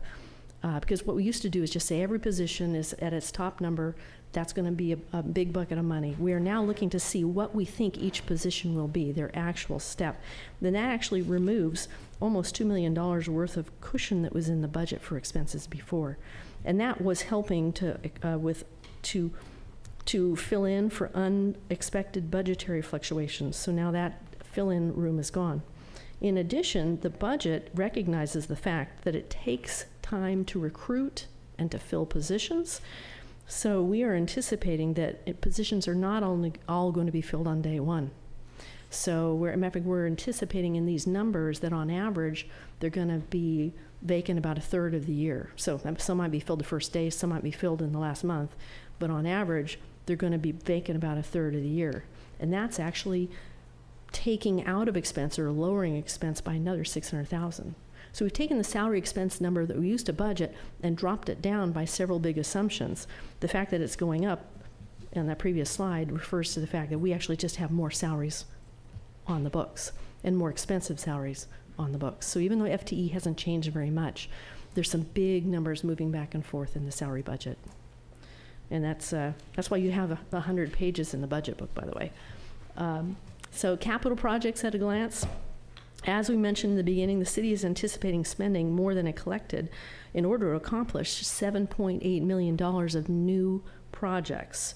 While streets continue to be the primary focus of CIP in the coming 25-26 year, we also see an increase in spending in forest, park, and beach, as projects that were previously buried in operating costs, such as the forest 3-year catch-up plan, are now brought out and highlighted in the CIP so you can see them.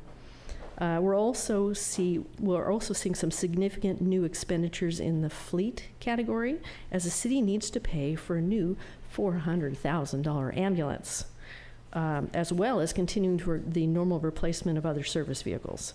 And I mean, you might say that ambulance is normal service replacement. You just don't buy those every year. It just so happens it's going to be fiscal year 25-26. And note, approximately $3 million of street projects are currently underway, and they're being carried forward so that they can hopefully finish in July through September without interruption. So that is a super fast way to go through this. That's the budget overview. And so lots of big numbers in there, 100 pages with detail behind it. What we want to do now is start to gather questions, concepts, ideas.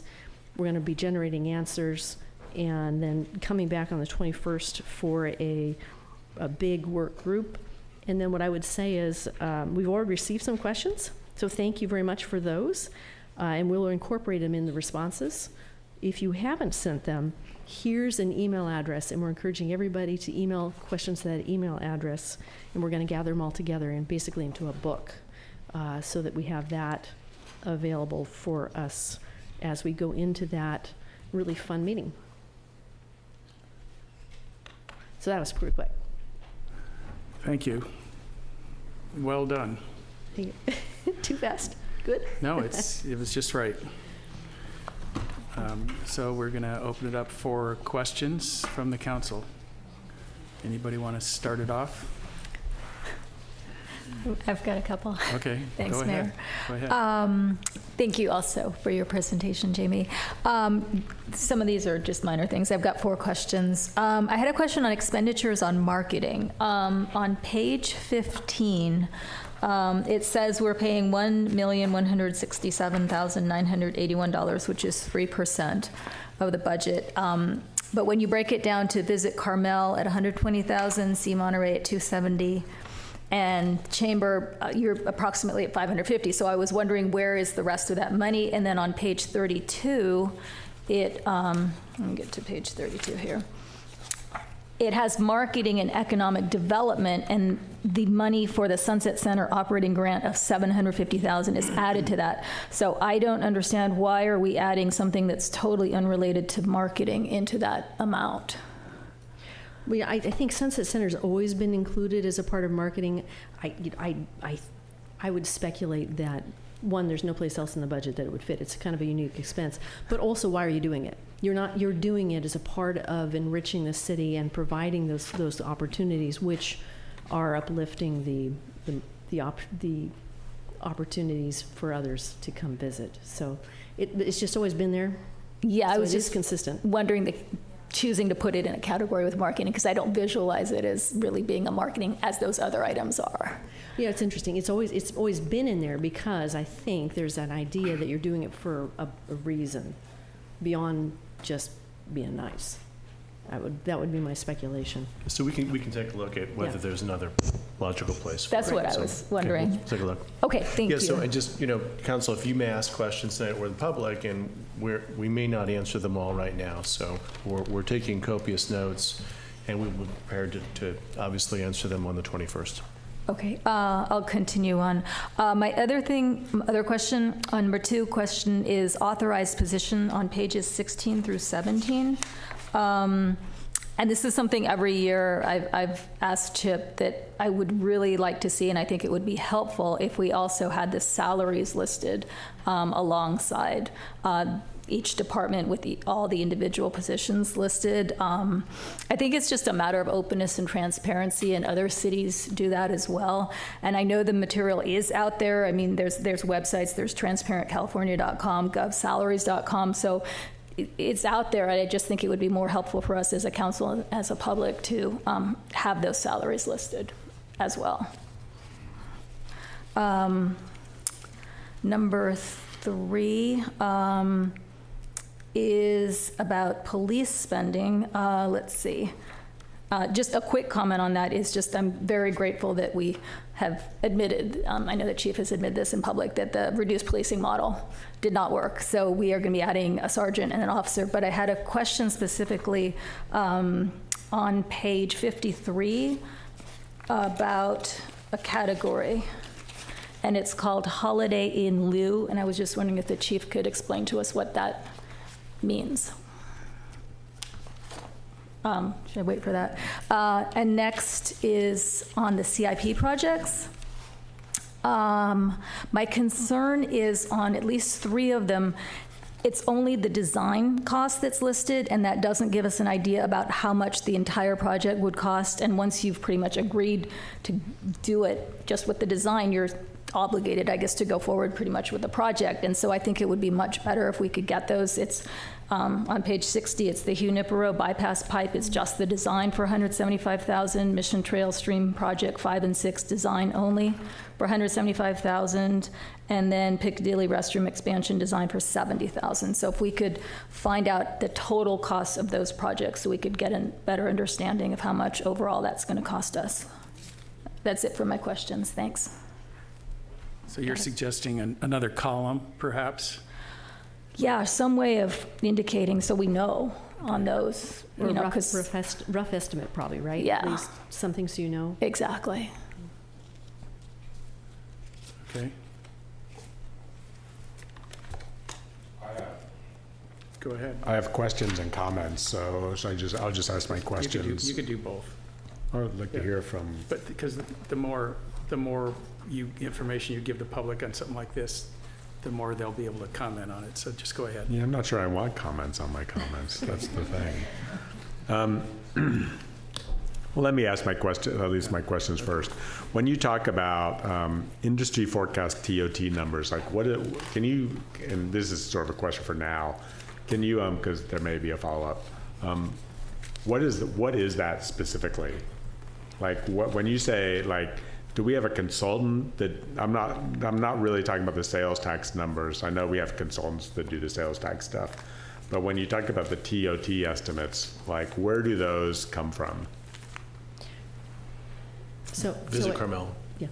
Yeah, our partners with Visit Carmel, so they look at bookings they look at bookings trends. Okay, so I have a comment on that. So I think that's a little bit like, and I do not mean any disrespect to Visit Carmel, but I think that is like asking the fox a question about the hen house. And I think that my guess is that there are other sources that are not related to the industry that talk about industry travel. And I know that they may not be like specific to our area, and they may not involve Canadian visitors and all that brouhaha, and I don't know how to factor all that stuff in. And Visit Carmel may be the best source for that information, but I'm a little skeptical. I just have a little bit of skepticism about that. My next question about the other revenue source is, I was kind of surprised to see that property taxes are only up 1.5%, because my property taxes go up 2% every year. 2.5. Oh, I thought you said 1.5. The property taxes were up 1.5%. No, 2.5? Okay, so I just wrote that down wrong. And then, you really want me to make my comments now? I'd like to. Just go ahead. Go ahead. I'll wait until, I'd like to hear what the public says before I agree, so I can have the opportunity to agree or disagree with something someone says. Cool. Hans. Well, Jamie, thank you for doing this. I know it's a lot of work to put this together, and I've seen you put the work in. So and the team. Yes, and I'm really glad that you guys are on the team. I've been impressed. I had a question just about unassigned fund balance. The numbers have been moving around a little bit, and so I didn't get a chance to track it in the latest. But I guess my question is, we have 11.9 million in unassigned fund balance now, and how much are we projecting to be left over at the end of the year? So we've got 5 million in CapEx for the current year that's being funded out of unassigned fund balance, it sounded like. But then I'm assuming that 2.8 million in carryover CapEx is Reduces it a little presumably bit. Also being used. I have a slide on this. Great. I think it's important. So, yeah, so the interesting thing is, we were talking yesterday about the policy and what it impacts, and we were talking a lot about the years we already have audited. So what we did is we sat down, kind of worked through the what ifs, forecast through the fiscal year 24-25, and then brought it to the end of 25-26, just so we can kind of see how fund balance under the new policies might operate. So what you have is, you have the 115 trust we talked about. Let's assume we keep putting the monies in that we plan to put in. That becomes kind of a reserve of fund balance. You have the Measure C and you have the hostelry. Those funds are actually available and they can be brought in and used. At the end of this year, are we going to have every single capital project done? Maybe a few won't be. So we have a carryover reserve of fund balance for what's not finished. We're anticipating $3 million worth of unfinished stuff. Don't know. Could be nothing. If all those things came to play, then we would end up with a required reserve of 50%, which is 15.9 million, and then the rest of all of our fund balance would be unassigned, which is 11.8 million. So that's why this budget feels comfortable dipping into fund balance to pay for capital projects, because right now we do have a lot of fund balance. So maybe this is all the way to the end and you wanted to see the steps in between. Oh, no, that's fine. So basically there's 11.9 million. This kind of gets me to where the starting point, in a way. It's like we have 11.9 million of fund balance to start the year, but then we're saying we're going to spend, it was like 5 million and change. I can't remember. It's like 5 million of the amount we're spending on CapEx. About 5 million is coming from unassigned fund balance as opposed to current revenue. Yeah, so this is in theory what would happen after we had spent that money. So in other words, we have some reserves that are going to be added to at the end of fiscal year 25, and then in the fiscal year 25-26, we'll be end up using some of those fund balances. So we end up kind of about where we're at right now. I think that's what's maybe confusing but optimistic. Oh, you're saying we're going to wind up at the end of the year with 11.9 million in unassigned fund balance? Yes. Walk me through that for a second, because I'm not following Dang, you. I don't think I was live for that. No. Well, no. So You only get that with the book. yeah, so maybe we should do that as a an exercise. Just like high level, you got. Okay. So You're telling me you're going to spend. Well, we'll start with the positive side of the ledger and then the negative side of the ledger. What's the positive side of the ledger? We start with 11.9. How does it go up? So in the year we're in right now, 24-25, our revenues are running ahead of what was budgeted. Okay. So we're going to end up with a surplus in 24-25. That makes fund balance bigger. Mm-hmm. Then we said in this budget we're going to go ahead and spend fund balance, and that'll absorb some of that back down again. So it just happens that we're probably going to end up with something around $4 million surplus at the end of the fiscal year 24-25. Fund balance is bigger. In the budget year 25-26, we're going to use about $5 million. So we happen to end up about where we're at. And I think what's important is we have extra fund balance now, and that's what we talked about yesterday. We're using that fund balance in these budgets to do capital projects. There's only so much fund balance, and then we will come down to the fact that we're only going to be doing capital projects out of operating costs. But this budget that we're presenting says, yeah, we're going to spend more than our operating costs can support because we're going to absorb fund balance to do it. And just to be clear to Hans's question, these numbers that are up here on the slide right now, $11,854,000, that's your projection about what the unassigned general fund balance is going to be at the end of this fiscal year. Fiscal year 25-26. So next It's still, June 30th. candidly, I mean, look, the whole point of this is we're going to ask questions, and it sounds like we're not necessarily going to get, the full answer, and we'll get the answer from you. So you're going to give us the answer. I would just say, sitting here, it's not fully making sense to me. If we start at 11.9, we add 4, we subtract 5, we subtract another 2.8, and then we wind up at the same place we started. Doesn't, like, the math doesn't make sense to me. Unfortunately, we should have made some wild assumptions that made the numbers change. It's a coincidence. But what we'll do is we'll give you guys, as part of our answers, the full math all the way through. Perfect. Year 1, year 2, year 3 to get to the end. Thank you. Which we have. And then this was one that was also changing, and this can be like a quick lightning round, but like the 4 months for not filling the positions, that's not like a mini hiring freeze. That's just a budget assumption at this point. Yeah, so the idea and the concern is that you don't just stop everything, right? But at the same time, you have to make choices with how you're spending your money. We have positions we need to fill. We're going to have to make critical choices throughout the year and how we fill those positions. Okay. A lot of my other questions are sort of minutia stuff that I'll just email to you or bring up in the committee, but I had a couple ones for just ideas of, so one is on the 2, we're projecting spending $300,000 in the CIP budget on some vehicles, so patrol vehicles for the police department. It's like $75,000 a piece, and it's listed as those having mechanical issues with their engines, which is fine. We had some discussion about this in one of the earlier meetings that we had a couple months ago, but for the public works vehicles, like there's a 2000 Dodge Dakota and a 2002 Ford Ranger, and both are being replaced with like $75,000 a pop electric vehicles. And the question I have, and I think the question I had before, and I'm trying to remember the answer, is are those vehicles like continuously breaking down to the point where we're spending a lot of money and putting a lot of money into them? Or have we just sort of decided, per our electric vehicle goal, et cetera, that like they're old and we're just going to replace them? Because that's my question to you. Maybe it's a bit of a comment is, if they're not breaking down, like I would just ride those things until they die. Good. We'll have a new person. We'll bring that answer in. Okay. And then the last one is, and this is a pet peeve of mine, is there's $60,000 for ribbon cans, which are like the recycling and trash cans that I guess replace the squirrel cans or whatnot. But I have a personal issue with those in that they seem to be rusting.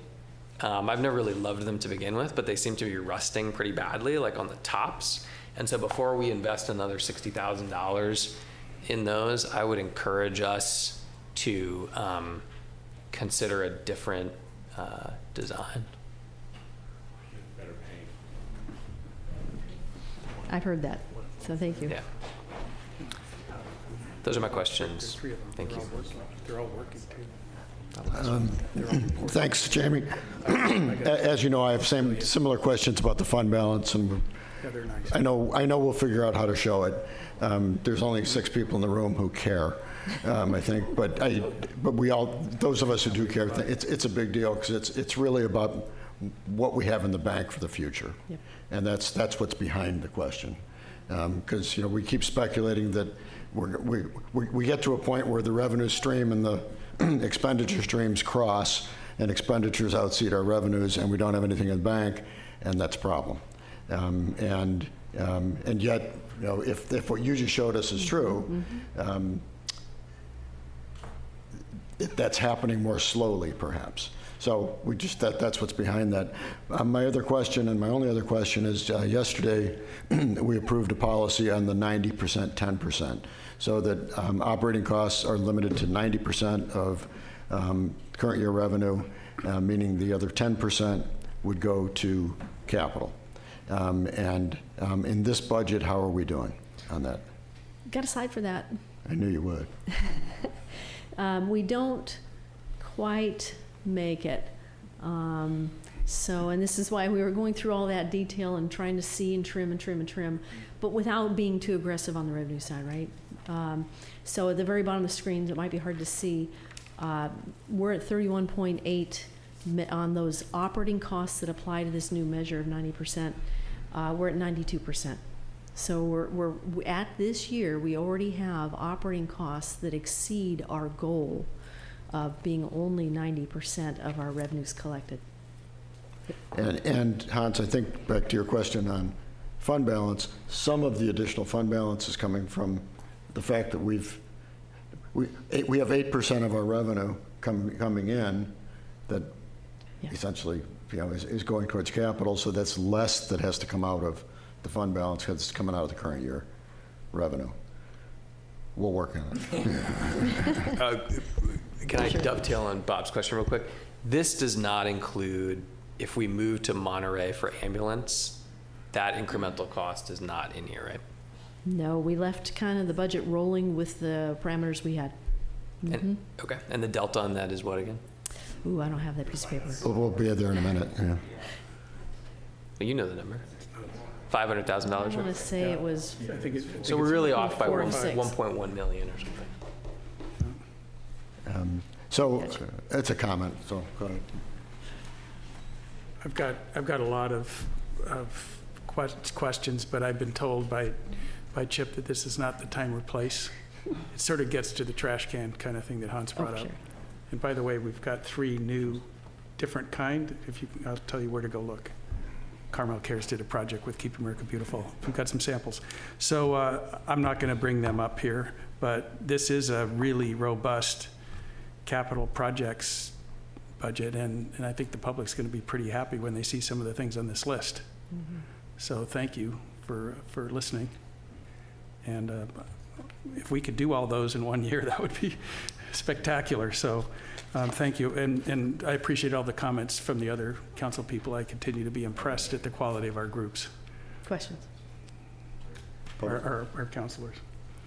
Yeah, and obviously the question period's open for the council as well, so just write us questions, or call me and ask me the question, and we document them, and then we make them available so everyone can see the question and the answer, not on the 21st as they come in, and we answer them. So do you want us to be asking those questions Please. before the 21st? Yes, please. So you're prepared when we get there? Yes, sir. Okay, all right, good. So let me open it up to the public for questions, please, and comments. Compliments are accepted. Good afternoon. This is always fun seeing how this sausage is made, I guess you might say. Karen Verlito. I had a question about the staffing and salary assumptions.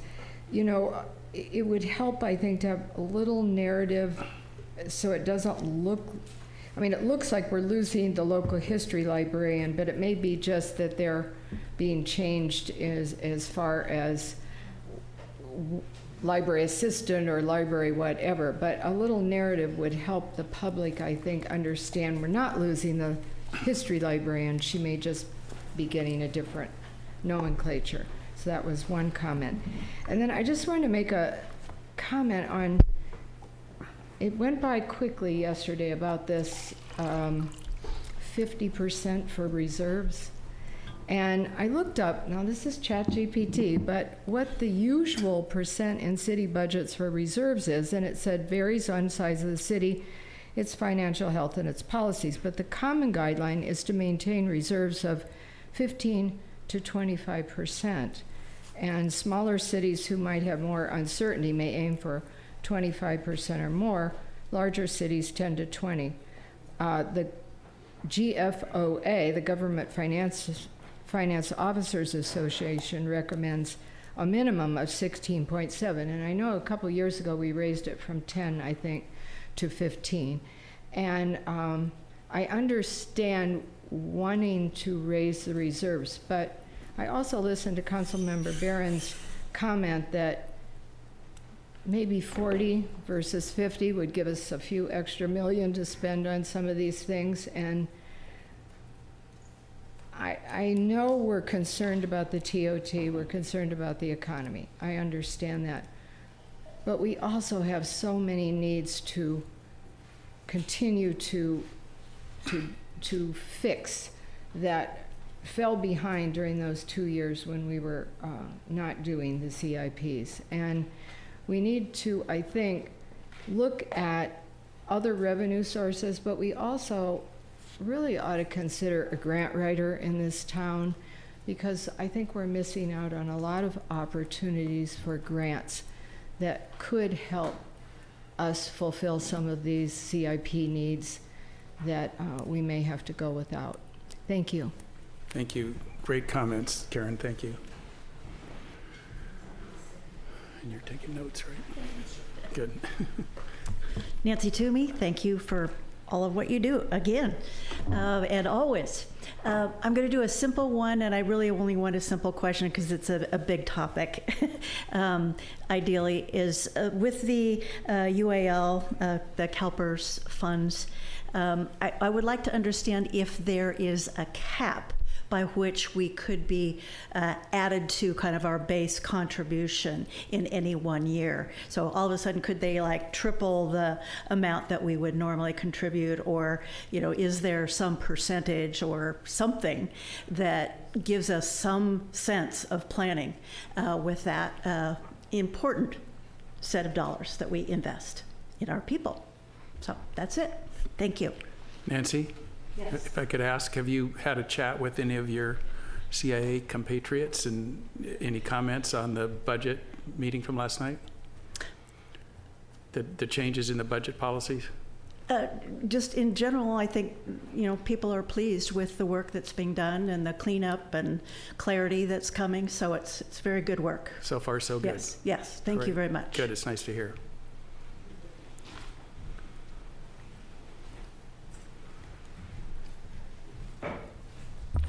Chip, I know I'm not supposed to ask too many questions, and I won't I promise you. But I have a couple of observations. I have a couple of by the way, Maria Roos, sorry. One was, and I totally agree with you, Alessandra. One was, I would recommend that in each section, you give us like an organizational chart or the number of people that are in each organization so we can assign that to salaries and then figure out how that applies. Okay, that would be my first comment to the way it's laid out, because it's very difficult to follow up how many people are in each group, okay? And you break it into all the categories. That would be a comment. Another comment to you is, there's something reference we made yesterday, modifying the policy. We talk about eliminating the hostelry fund. Remember, we call it for me, it's a hotel kind of fund, okay? That still references in the budget. So therefore, that was eliminated, that was crossed off from the policy. So in order to be consistent, maybe we ought to do that. I still think, I guess my only other I wanted to ask you a question that I'm not bringing up, which is parking fees, because I didn't see that anywhere, but I'll send you that. Regarding the numbers though, I'm still concerned, and I would like to tie the budget to the policy so that it's consistent, and then apply the 90-10. Because right now, what is difficult to follow is you have budget revenues, you have expenditures, but they're not necessarily consistent with the 90-10, and then we're saying, well, the 90-10 is gonna be applied. So are we applying it to this budget already, the 90-10, because the policy was changed? Or are we delaying the implementation of the 90-10 to next year, and therefore this budget is not really 25-26? So that is my biggest question, because I was trying to bring it all together, and it is extremely difficult for somebody like an engineer mind like mine to tie it together. So I would like to see how those are coming together, because in my numbers, and what you sent out that is available to us, today the revenues are still lower than the expenditures. So I'm sorry, I look at this, and my revenues are 34 million, if I can round up, and then my operating expenses are 31 million, but then it says, oh no, we're still short by money, by 600,000. So how are we gonna make that up? And I know you gave some great suggestions, but can we put that somewhere in a document that complements the budget?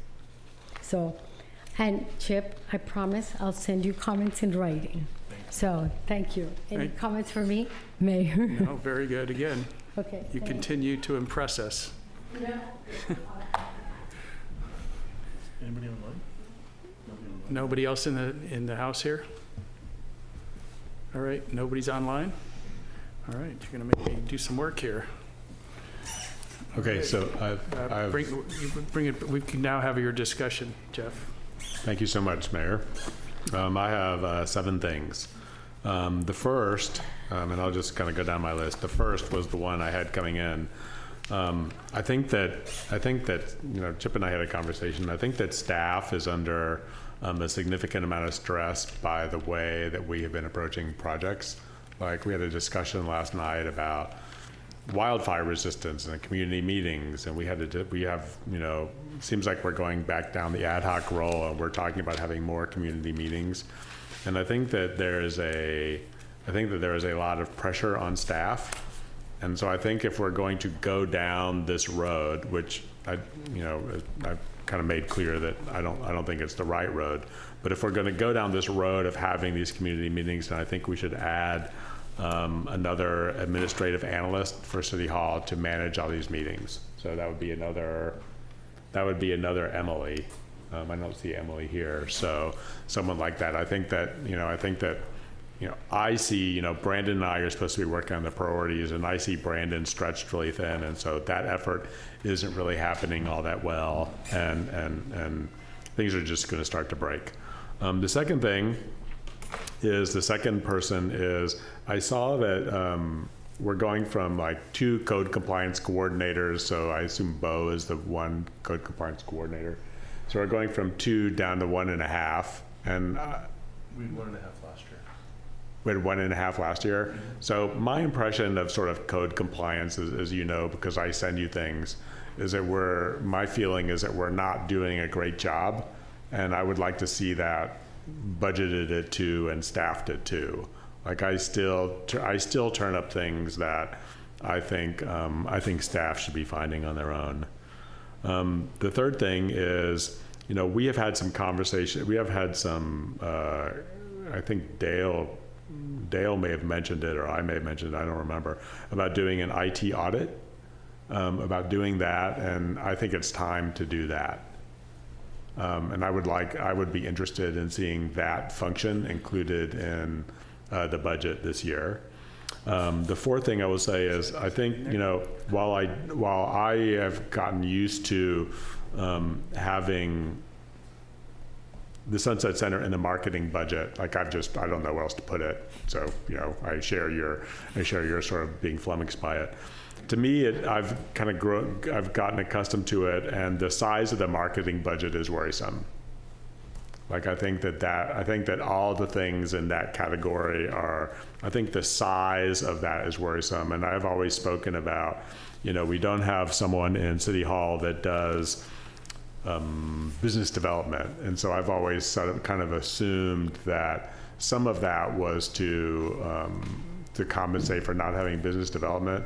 But if we're at $1.5 million or whatever that number is now, that's way more than one business development person. And, we have 3 partners, and I'll save that conversation for later, but 4 partners, all doing this thing. And I think we should structure it differently. And I would be interested in seeing less money in that function. Fifth, I'm surprised by the, we talk about cutting costs, but we don't really talk about revenues, and given my next thing. And, we have this conversation sort of once or twice a year about the upcoming CIP, the size of the condition of the village, and all the work that remains to be done,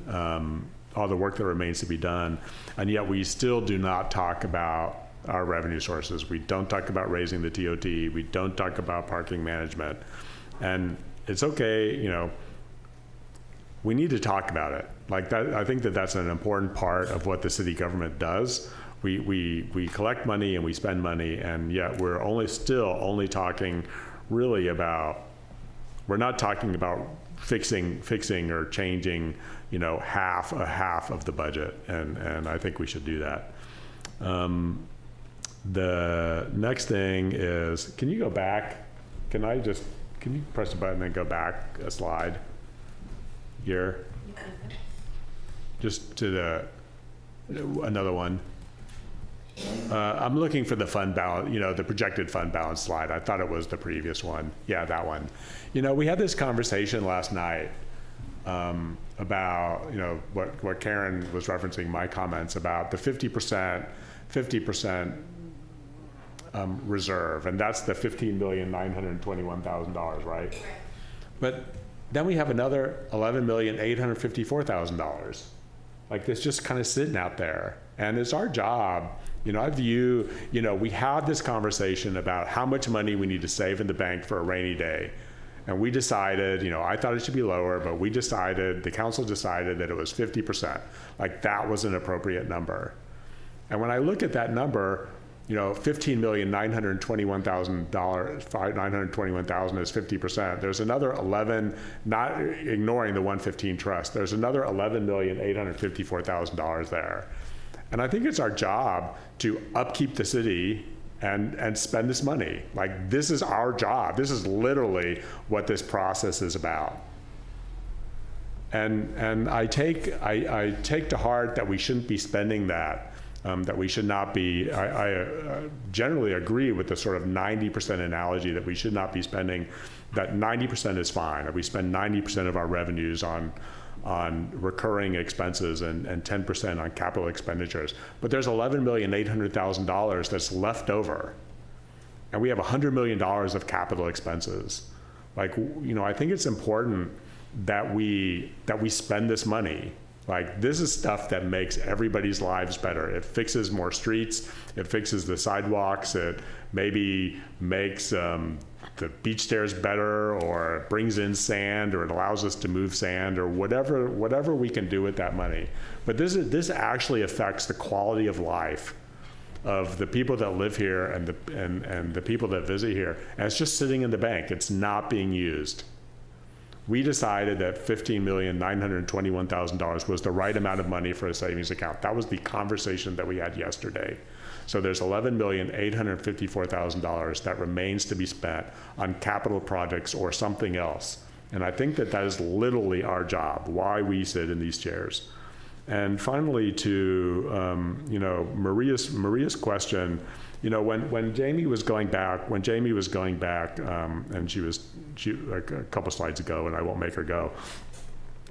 One of the things that popped into my mind was how much of the different categories are spent on capital expenditures versus recurring revenues. Like there are some slides. Like, this expenditures by function. There's a budget and there's a percentage. And on one hand, I think it would be interesting to take, Maria asked this question about CapEx. I think it would be interesting to understand where the CapEx falls in these total expenditures categories. I don't really know. Like, I'm not an accountant. Like, maybe here, like, I don't, how much of this, go back a couple more, go back a slide till you get to one that has like a $30 million number on it. Operating budget, maybe that slide. I know all these slides are kind of the same.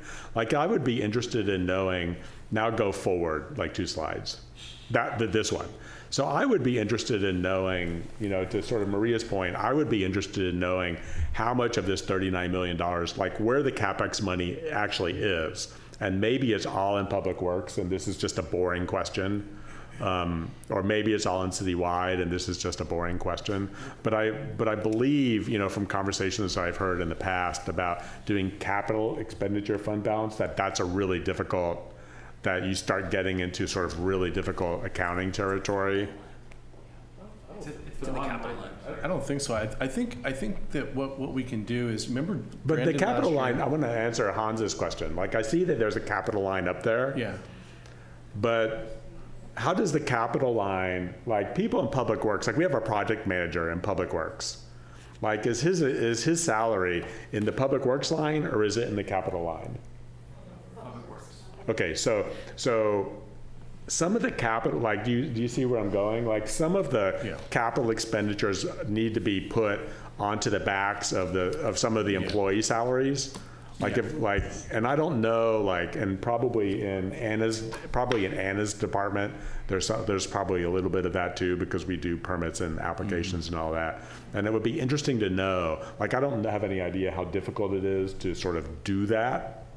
To break out those numbers. I mean, but We can take a look, and I think we can provide some diagrams. Like last year, Brandon drew some, because of my Irish heritage, he drew some kind of pots of gold that showed the different fund balances, and they were really helpful. They were very intuitive. So I think we can explain this in a different way, sir, and also discuss whether we should be budgeting project managers out of CapEx to begin with, because everything they do are capital projects, but something we can certainly discuss. Yeah, maybe maybe that would be like half a start, half an answer to the question of moving where Javier and TBD gets funded out of. Like, I don't understand enough to really know, but I know that there's a little bit missing, and so those are my questions, comments. Thank you very much. Thank you. Hans? I'm going to start by just kind of seconding some of the suggestions from some fellow council members. So I think the IT audit, if I'm understanding what I think that is, to make sure that we're protected from like a ransomware attack. Right. I think that is a good use of funds. I think we probably also, sort of unrelated to this, probably want to, and you probably have already done this, but like double check our cyber insurance. But I think that that's a great idea. So thank you, Jeff. The staff salaries one that Alessandra brought up, I also think that that's helpful. I think in a situation where, $16-ish million of this budget is staff salaries, I do think it's sort of a transparency thing, and I think that we could do a good job of breaking it out by salary and different types of benefits and providing a little bit of a narrative, because I also think there's some misinformation floating out there about some of that and what actually employees contribute, et cetera. So I think that in general that would be helpful. I also agree with Alessandra on breaking the Sunset Center out of marketing. That doesn't seem intuitive to me. So if I'm looking at a high level of this budget, I think that obscures more than it clarifies. So those are just to add my voice to those. One thing that I wanted to highlight here, and honestly, I don't know exactly where to do it because it's sort of a budget item, but it sounds like it's actually more of a labor issue, is Saturday library hours. So I am a big supporter of Saturday library hours. I've got little kids and a job, and it's difficult to get there during the week. And so I'd love to be able to go there on a Saturday. And so the idea that it's closed all weekend is a huge bummer. And so what I've been told is it's less of a budget issue and more of a MOU with our library employees issue. I also brought up the idea of, hey, could we have volunteers, have somebody just checking books in and out? And I was told that might be a union issue. So, I would just encourage our, our library employees, we need to do a good job of taking care of them. But we need to get some Saturday hours. So, my main comments here on the budget relate to the CIP budget. There's a chart on page, I'll get to that in a second. So first on roads, we're carrying over, I think it's $2.8 million of roads from this fiscal year into next fiscal year, which is great. But we're only spending $300,000 net new on roads in this fiscal year. We're spending money on sidewalks. When you dig into the disaggregated numbers on quote unquote streets, I believe there's only $300,000 for roads. There's, I'm pretty confident. And so my point is that the thing you hear commonly from the community is people want us to fix the roads. And so just carrying forward the stuff from last year, I think every year we need to be spending a decent chunk of our capital improvement project budget on roads. And I don't think that 300,000 of the 7.9 million net new CIP is the right ratio. My other comment on the CIP budget relates to, and is there any possible way, Nova, of showing the PDF of the agenda packet at all? There's a chart that I think is really helpful to see. It's actually on page 72 of the budget book or page 100 of our packet. And what it does is it looks at CIP. So I think page 72 of the budget book, at least if it's the same one, it looks at CIP actuals. So if you can zoom that up a little bit more. Thank you very much. This was a shocking graph for me, table. And so what this is showing is, we often have these budgets where it's millions of dollars in capital improvement projects. And the reality is we never spend that money. And so this is what we actually spent in capital improvement projects. And this is where that unassigned fund balance, much of it comes from. And so to Jeff's point, it is we should be spending it on capital improvement projects. But if you look at this, people often say it started with COVID. Well, it started well before COVID. $465 grand 37 grand, 366 grand, 0, that's your COVID year, 217 grand. Like, the average, it's $6.8 million over the past 8 years, right? Like, it's less than $1 million a year. So, you know, to me, like, I think that's a real failure. You know, I think part of the reason why we're in this mess with deferred maintenance is because we just haven't been spending the money on maintaining the things we need to maintain in the city. So this, I think, is a really important table.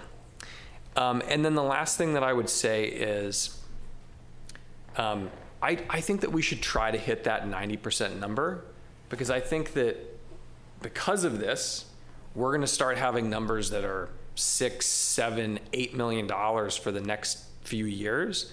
And as has been shown, we're not, yet 90%, we're still not close to funding that type of annual CapEx spending out of our recurring revenue. And eventually we will use up all of the unassigned fund balance. And so I would just start with that discipline this year. It sounds like we need 600 grand. If we do the ambulance thing, potentially it goes up to like 1.1 million. And I think we should try to start with the discipline this year of trying to get to that number.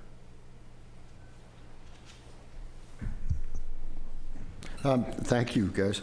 I'm going to start with where Hans just finished off, just to reiterate it. I agree, the 90%. We've agreed out of FSW it's an aspirational goal, but let's aspire to do it. I think you've come a long way in scrubbing. And just to say it to our colleagues, you know, Hans and I and the Fiscal Stewardship Group, we tried really hard to stay in our lane and influence policy and, you know, not actually get involved in the scrubbing. That said, we did get into some weeds, and whereas I don't think we made decisions on CHIP's behalf about what to include and what not to include, we continued to encourage Chip, Jamie, Brandon to scrub. And I think part of what, I'll ask the question in the next 3 weeks to please provide more evidence to the public and to my colleagues of how you scrubbed.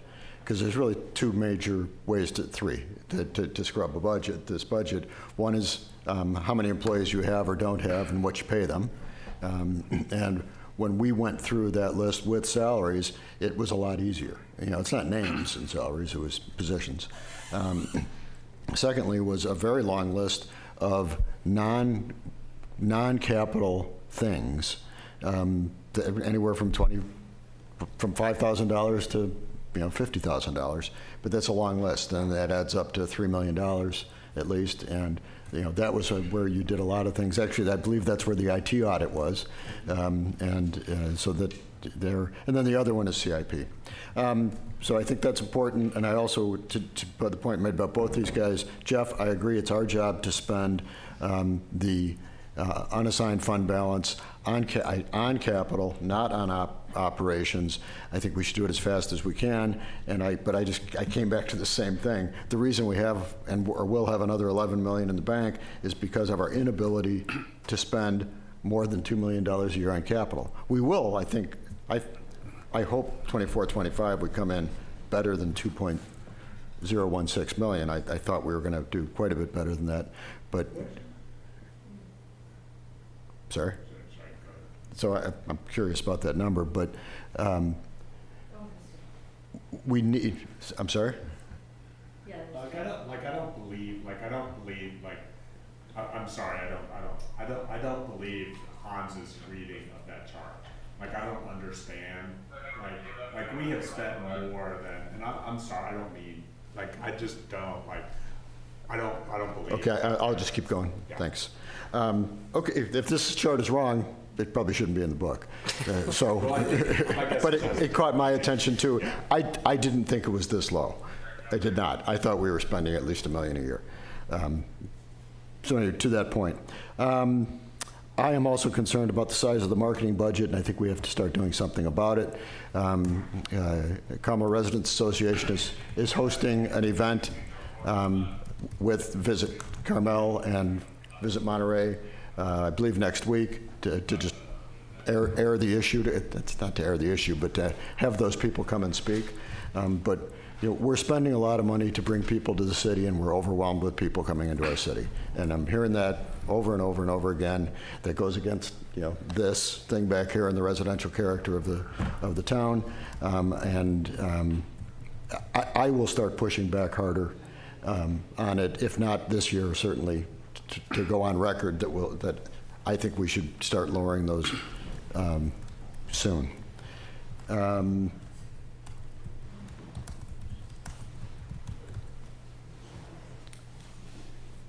Yeah, roads. I saw 1.570 million on streets in Jamie's presentation, and again, I only saw 300,000 in the CIP. So that's a question. I guess that's a question I could write to you. Let me go through here if I have anything that I don't need to. I think any other questions I have, I'll put in writing and follow the rules. Go ahead. Thanks. Oh, can I, one thing? Yeah. Nancy, you asked a question about, pensions. We had a really good presentation with a pension actuary, thank you, where Hans and I and Jamie learned, and we learned a lot. And one of the things I did learn is if CalPERS has a bad year, the bill doesn't come in a big chunk. They actually do smooth it a little bit. We still have to pay the whole thing, and it can still go up by millions and millions of dollars, but they do some smoothing. And similarly, if it goes down. So, thank you. Thank you.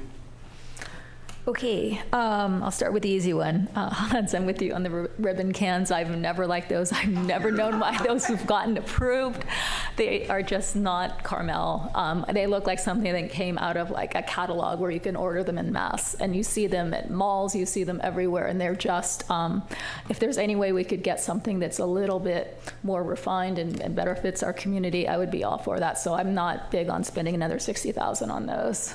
That was the easy part. I agree also with Hans and Bob on roads. When you do talk to people, that's what they notice. They notice the bad condition of our roads. And I just checked it in here that we are only spending $300,000, at least according to the chart. So, but roads it's expensive to do. So we need to figure out a way how we can do that and how we can do a long-term thing. I know, Bob, you had worked with Bob Herreri before he left, and looking at the condition and doing maybe like a 10-year plan, something like that would be good. I also agree with both of you on the historic chart, and that explains, a lot of why we're in the situation we're in right now, and certainly with deferred maintenance. I've brought that up before with all of our buildings. The rough estimate before Bob Herreri left is that something like 80, possibly up to 100,000 of deferred maintenance for all of our buildings. We do need some kind of a long-term plan to figure out how we're going to address that. So that's something that concerns me as well. And I certainly agree with both of you about let's try to get to the 90%, and whether that means difficult discussions, whether it's a hiring freeze or cutting positions, I think we need to start that this year and not put that off till next year.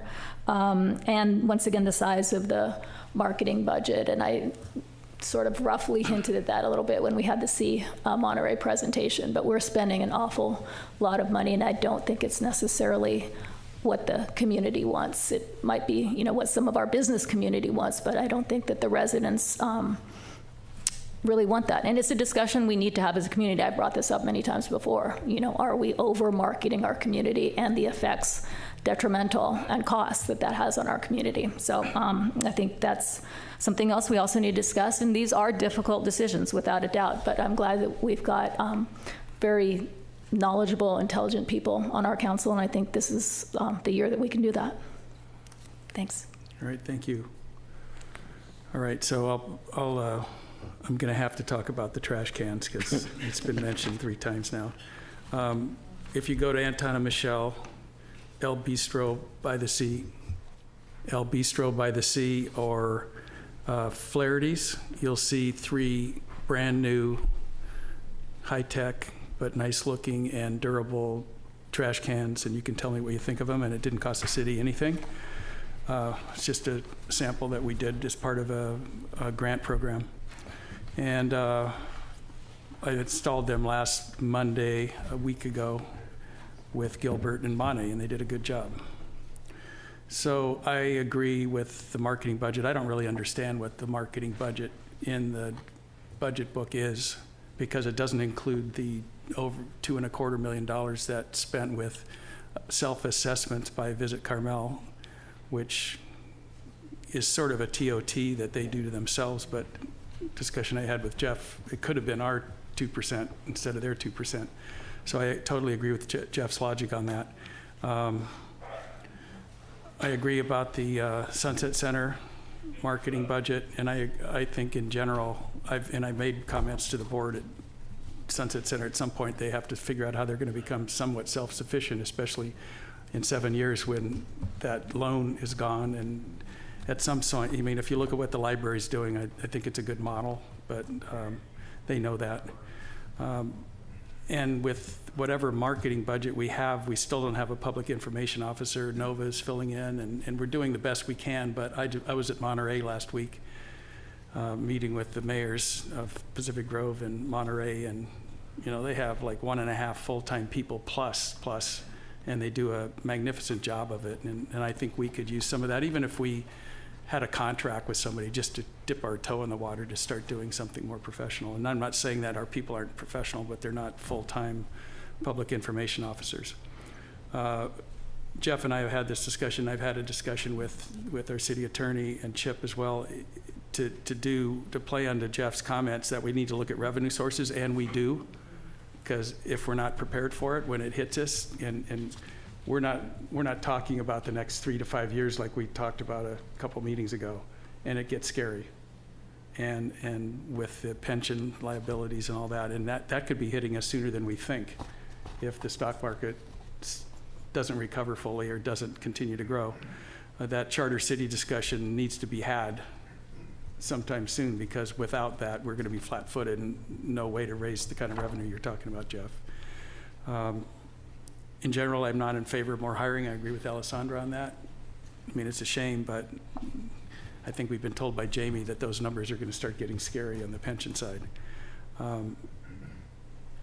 I think we're going to learn more about our capacity to actually execute on public works. I don't believe these numbers either, because in 2020 to 2021, every year Carmel Cares prepares a document with, it used to be Bob Harari,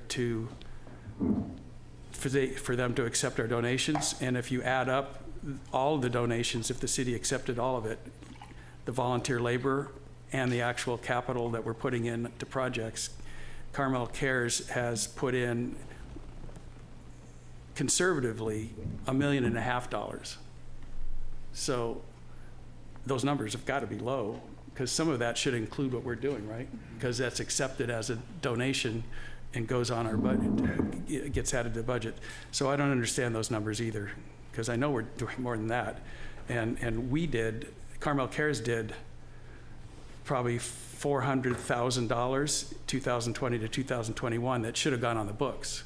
And that doesn't include Mission Trail Nature Preserve, that doesn't include Friends of Carmel Forest, who should be doing the same thing. That's got to be at least another $500,000 if you add it up over those years. So, and thank goodness we had those, because if this is true, it means that we're doing like half the work. I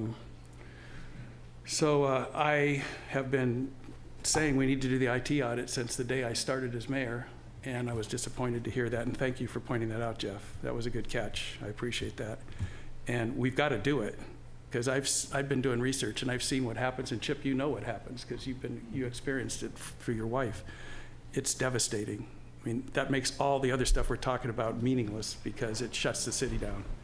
I also think at some point we need to start spending money per Fred Muir's comments that he makes it every time he speaks.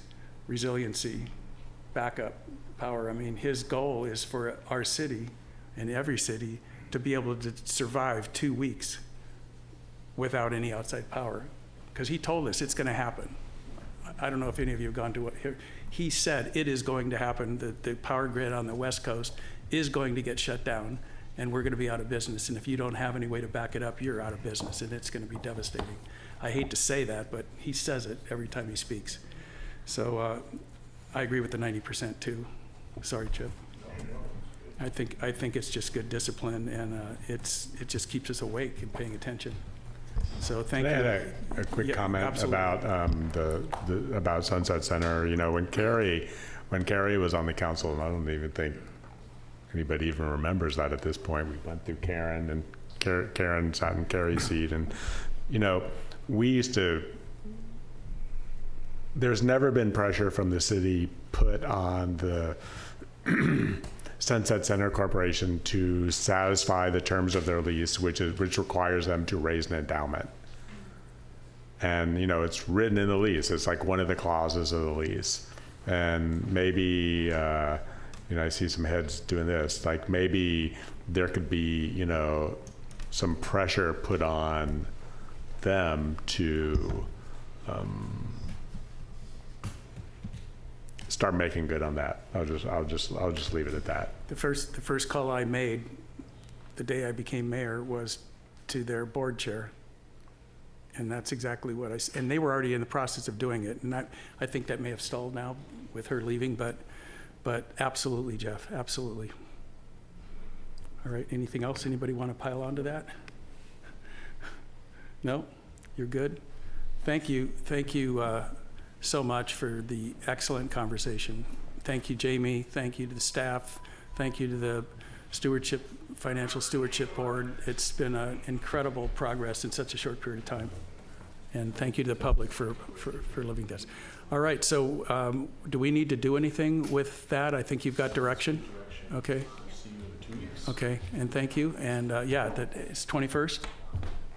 Come, and in the meantime, send all your comments and questions to Chip. 21st, what time and what place? 3:30 here.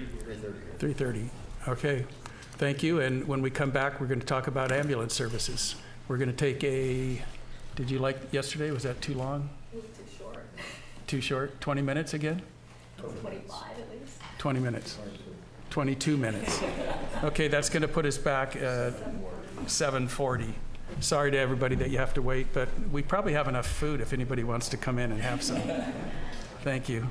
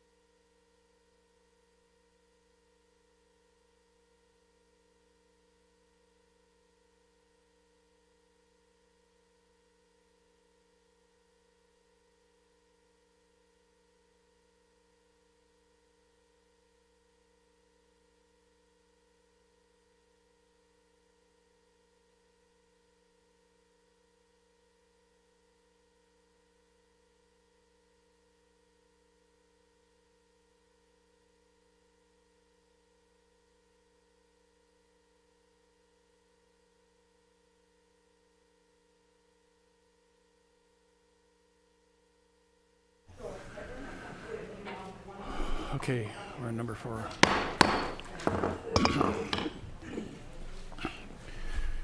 Welcome back, everybody. We're now what's going to turn out to be the last item of the night. We've made a decision, since we had a late night last night, to continue item number 5. It's not really time critical, although it's about short meetings, but it's... We're going to wait for a short meeting. I've been advised that it's okay to put that off. We already put it off several times in the initial discussion, so yes, it's a little conundrum. So item number 4, we're excited to talk about the future of ambulance services in our town. And we're going to hear a staff report, and then we're going to provide guidance as to next steps. And I think Brandon's going to run the show here. Thank you, Mayor. Thank you very much downstairs. Appreciate that. We are here to talk about ambulance service, as the mayor said. Just to give you a quick overview / background, from the 1930s until today, the city has managed an ambulance service in one form or the other. What's important about that is that whole time it has been essentially owned by the city. In the 80s, there was a state law that effectively did a lot of things, but the most notably for us, it created a thing called 201 rights. And that has a lot of standards that go along for the management and maintenance of an ambulance service. And when I say that, I don't mean fixing the ambulance. I mean things like reporting and quality inspections and how you administer drugs. There's a whole way to make sure that the ambulance is managed correctly by whoever's in charge of that. So in 2012, this isn't necessarily the ambulance, but in 2012 is when the city started a contractual relationship with the city of Monterey for fire services. That is important for later on, but that's what happened in 2012. In 2020, about 90 years or so after we started having an ambulance, there was an ad hoc committee created that looked at the opportunity to make our ambulance better and retain our 201 rights. What came out of that, those were the two stated goals of the committee: retain the 201 rights and improve service for our residents. What came out of that was a recommendation from that group to pursue a contract with the City of Monterey Fire Department to take over our ambulance services. And the important thing is that would still retain the city's 201 rights, and they discovered that it would also improve the service for our residents. In other words, it accomplished both goals. From 2020 to 2024, the progress was stalled on that effort, partially due to the pandemic and partially due to leadership changes both in Monterey and in the city. Fortunately, our chief has come back from his sabbatical hanging out with the fish, so we're back doing this now again. Current service model challenges. So as I said, we still currently manage our ambulance. We have 6 approved positions. You just saw that in the budget. But we've had staffing challenges since 2012 for various reasons, which has caused our ambulance to be out of service over a 12-month period for roughly 30 days total. One of the issues about our ambulance service is we're lucky to have Chief Tomasi, but it is an atypical method to have a chief of police managing an ambulance service versus someone in the fire industry. There's a lot of nuances to managing an ambulance, going back to those things when I was talking about earlier with 201 rights. All of those inspections and all the quality inspections and everything like that is better managed typically by someone in the fire field, not by a chief of police. We're just lucky to have Chief Tomasi. So over the 2 years when Chief Tomasi was hanging out with the fish, we did start to experience some potential issues in maintaining those license requirements that landed us with a friendly but still notification from the county saying basically, hey, you've got some issues here in managing your ambulance. This is what needs to happen in order for you to maintain your 201 rights. And so currently, our existing management and our staffing of the ambulance does lead us to a position where we appear to be at the risk of losing our 201 rights somewhere in the future. So enter the opportunity to go back to what our ad hoc committee recommended, to entertain and enter into a contract with Monterey for ambulance service. The current proposal that we do have in front of you is a 5-year contract. All the administration's taken care of by the City of Monterey. It's very similar to our current model of fire service. So the people are the same. They just have a different, as Chip likes to say, a different patch on their shoulder. They're still the same people. They still are here in our fire department. The important thing is we would retain our 201 rights that I mentioned earlier, because it's still technically the city's ambulance. We're just having someone else manage it for us.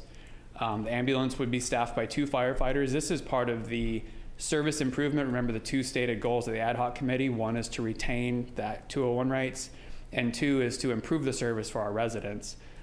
This service model would allow for there to be 2 firefighters on the ambulance that were both qualified EMT and paramedic. Like I said, the ambulance staff would remain in Carmel at the fire station. It's an enhanced 24/7 model because we'd have access to the larger staffing cadre that Monterey has. We're not going to have as many shutdowns due to staffing shortages. I talked earlier about over a 12-month period, we had about 30 days of shutdowns. The proposal, just like when the fire exchange, the fire contract happened, current Carmel employees are offered a transfer to Monterey, so it's not like someone's out of the job the next day. The city would maintain and manage the billing, meaning that we would retain all the collected revenues for that. So with that, we're here to discuss 3 options. Of course, you're the city council, there's always more options, but these are the 3 options we brought to you tonight to discuss. Option 1 would be contract the ambulance service to Monterey, lock, stock, and barrel. Option 2 would be to continue to operate our ambulance, but bring it to an enhanced level so that we lower or make the risk completely go away of losing those 201 rights, because we don't believe that the current staffing model and management model is going to allow us to safely keep those 201 rights.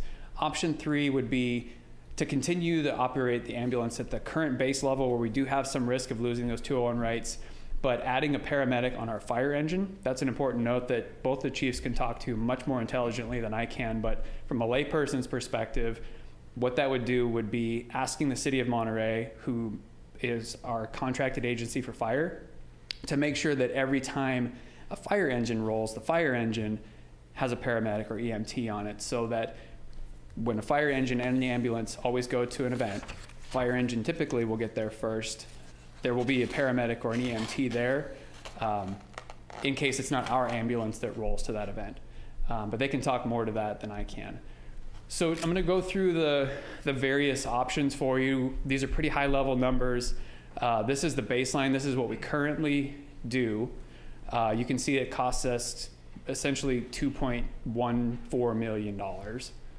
If we were to go with option 1, which is again a staff's recommended option, as we are bringing forward essentially the recommendation of the ad hoc committee that was created 3-4 years ago, this would be going for contractual services with the city of Monterey. It goes from our model of $2.136 to $2.403 million.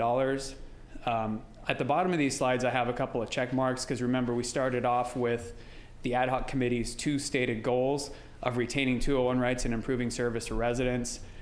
Staff believes that the current baseline model with no changes does neither of those things. That's why the ad hoc committee was created. Going to the contract model with Monterey, we believe it does create a situation where there's little to no risk of losing those 201 rights, so they would be retained, and it does improve service for those residents, as I mentioned earlier slide about what the service is provided. Option 2 would be to keep the management of the ambulance here in the city, but in order to get to the point where we're confident we won't lose our 201 rights and we are improving service levels to what would be on par with what Monterey would do, our estimate is that's about a $2.95 million endeavor. You can see at the bottom of the screen there, it adds 8 staff. Remember I mentioned earlier 24/7 staffing. We need more staff to be able to pull that off, how Monterey would, plus allocations for those administrative services and the supervision administration, because we can't, as much as we want to keep Chief Tomasi forever and ever and ever, he's going to leave at some point, and we don't think at that point it would be appropriate to have a police chief managing the ambulance. So if we were to keep this, those numbers also include a fire captain level employee for the city to manage the ambulance.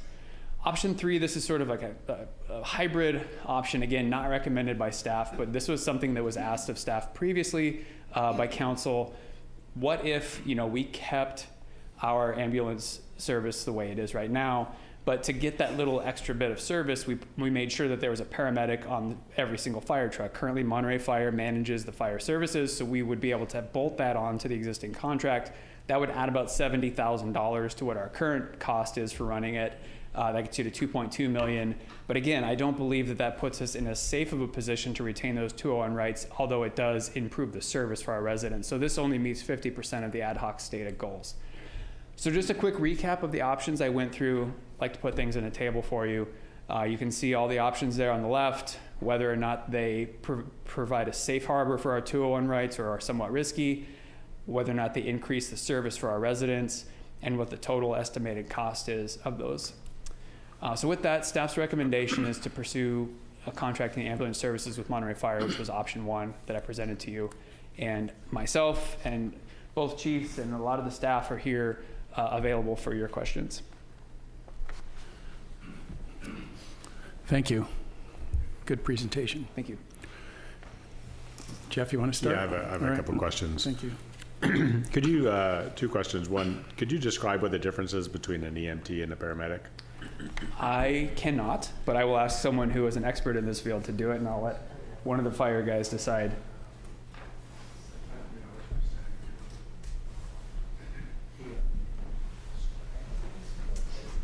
Chief. Good evening, everybody. Thank you for having us here tonight. That's a great question because a lot of people really don't understand what that means. So the most easiest way to understand it is an EMT is a basic life support level, and a paramedic.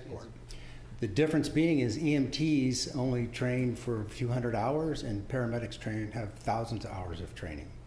And what paramedicine does is it actually brings the emergency room to the patient. Where an EMT, they can stop bleeding, they can give you oxygen, they can do a C-spine on you, but that's about it. Well, a paramedic can actually push drugs. They can read a manual defibrillator for heart rhythms. They can use narcotics for pain management. They can start IVs. They can do airways. So the difference is when we arrive at the scene of a patient, if it's an EMT, you're just going to try to do what you can until the paramedic ambulance gets there and then gets them transported to the hospital. So when you say we arrive, is that like we is the fire truck? Yeah, when Monterey runs paramedic firefighters. Okay. Right, so we run paramedics on our engines.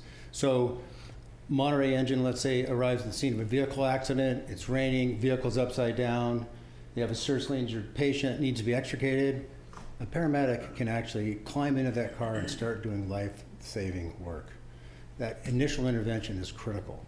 Or the scene of a heart attack, right, can immediately get the heart monitor set up, can get oxygen airways set, can defibrillate. So it's basically the difference, bringing the emergency room to the patient and providing everything that they do there, or a basic EMT, that the skills are very, very limited. Okay, thank you. Okay. Where do you, I don't know, how do you train a paramedic? Does a paramedic that works for Monterey Fire, so you have paramedics on your engines, yes, and the PG engines. Yeah. So how do those people start, those guys and gals start as firefighters and then take classes, or? Either way, we either hire them as paramedic firefighters because they're paramedics and then we hire them, or we send people to paramedic school, which is done through the local community junior college here, Monterey Peninsula College and South Bay Regional. So they can do it that way. And paramedics, let me tell you, they're really hard to recruit and to retain. Because they're in such high need and they're so valuable and so many other agencies want them. That's another reason why, for Monterey to be able to assist to staff your ambulance, we have a much larger organization and our recruitment intention is pretty good. Okay. The second question, probably for maybe for Brandon, is, you talk about the 201 rights. Why does taking our ambulance to Monterey, why is that safer for our 201 rights versus, why does that increase our ability to retain our 201 rights? Does that, we've talked in the past about our ambulance being down. Does it have to do with that? Why are we getting these letters from Monterey County? We're required, when we have our paramedic license, which allows us to run an ambulance, to staff it 24/7, 365 days a year. And if we're out of service, we're unable to meet that requirement. So the county can step in and say, you're not meeting the requirements of your license, and we actually lose it. If we can't operate an ambulance, we can't maintain our right to have it. There's 2 ways of losing your 201 rights. One is the city could go to the state and say, we don't want an ambulance anymore, we're turning it over to you. You can have it. Or you can lose your license and you cannot operate, and then you're going to end up just losing out of default. Okay, those are my questions. Thank you.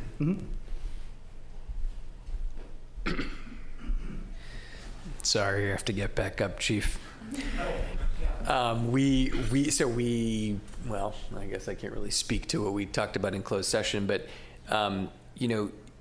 could you share with us, we've had a conversation in the past about, the administrative burden of you and managing the ambulance, and how this is kind of a unique situation, and it's not normal. And you spoke with some candor about some of the challenges operationally that creates, and I think it would be beneficial for the public, to hear that story. Yeah. Excuse me.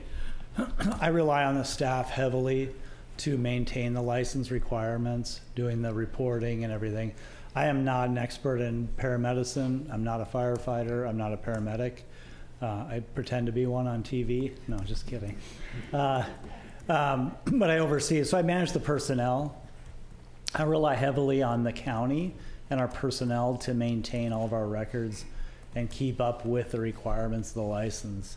It's just me following up to make sure we did it. So I can't do that work. That's why we talked about possibly hiring a fire captain at level who could actually do that and has that training and that ability.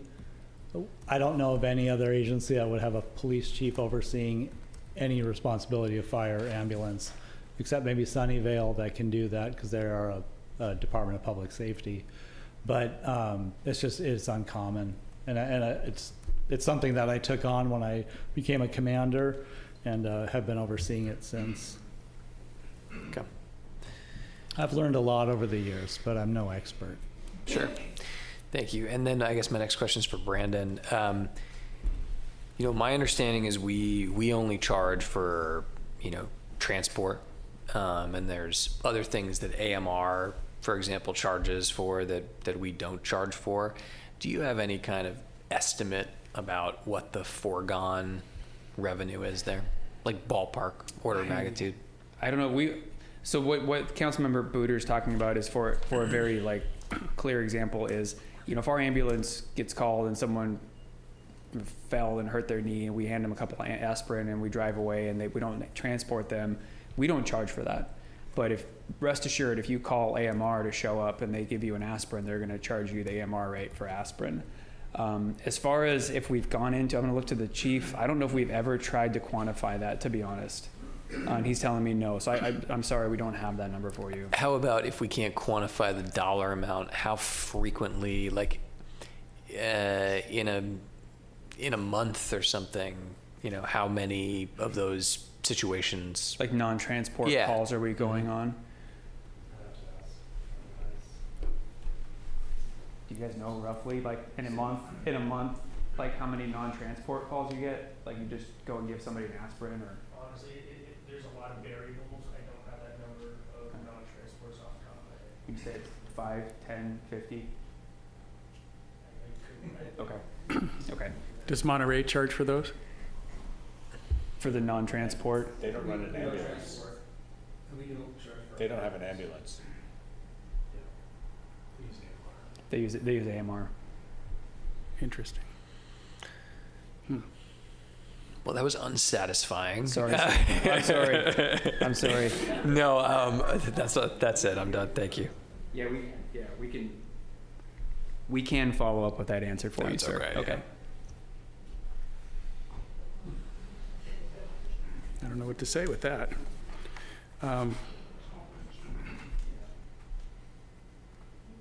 Bob, do you have anything? I have no questions. Alessandra? Yes, please. Thanks, Mayor. I've got a quick one for the fire chief and then a longer question. Is every firefighter an EMT? Yes. Okay, got it. That's it. That's awesome. Okay, This one's a little longer. It might be for our police chief. So the staff report says, quote, Monterey County has recently identified that we aren't meeting the obligation of our paramedic service agreement, end quote. And it also says, quote, we are in jeopardy of losing 201 rights by not improving our staffing and management model, quote. So I'm just wondering if you could explain to the public in greater detail, not only what that means, but for example, what happens if we don't have the staff to staff the ambulance? Like what happens in that case scenario?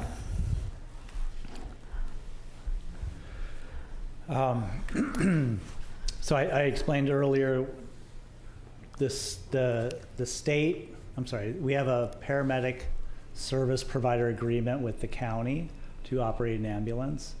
And part of that is being able to maintain 24/7, 365 service. That's our agreement. They can revoke that agreement from us if we can't meet that obligation. If we can't meet that obligation, we can't operate our ambulance. But just like on a day, like let's say tomorrow somebody doesn't show up, then what happens just on a day-to-day operational basis? Okay, thank you. If we can't staff it with our own staffing or supplement it with Monterey who could come in and staff, we take it out of service. And that's why we had 30 days out of the last year out of service where we couldn't operate our ambulance.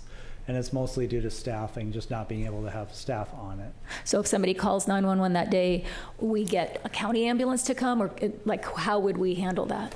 If someone calls 911 and we don't have the ambulance in service, the fire engine is still going to roll to that call, and then AMR will be the responding closest ambulance, unless regional, which also has an ambulance, is closer.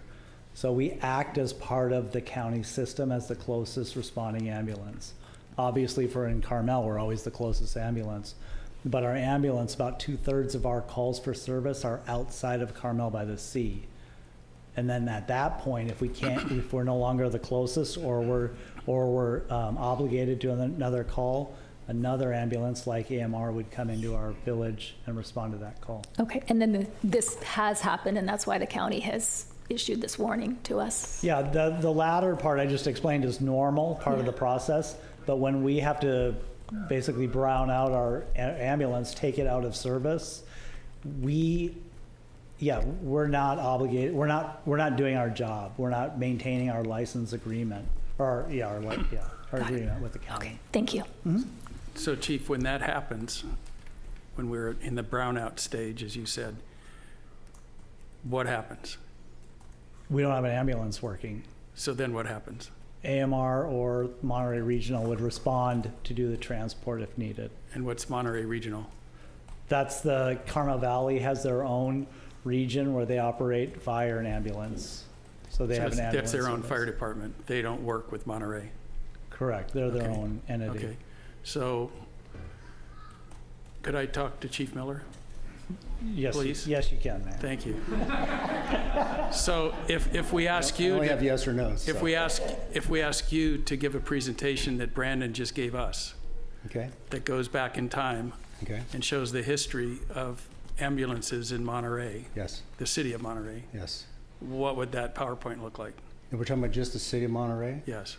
The city of Monterey has always relied on the contract agent, the county's contract ambulance service, which is pretty much 30 years ago, it was Peninsula Medics, I think, and then it went to AMR, and AMR is like a conglomerate, right? They're all over the world, really.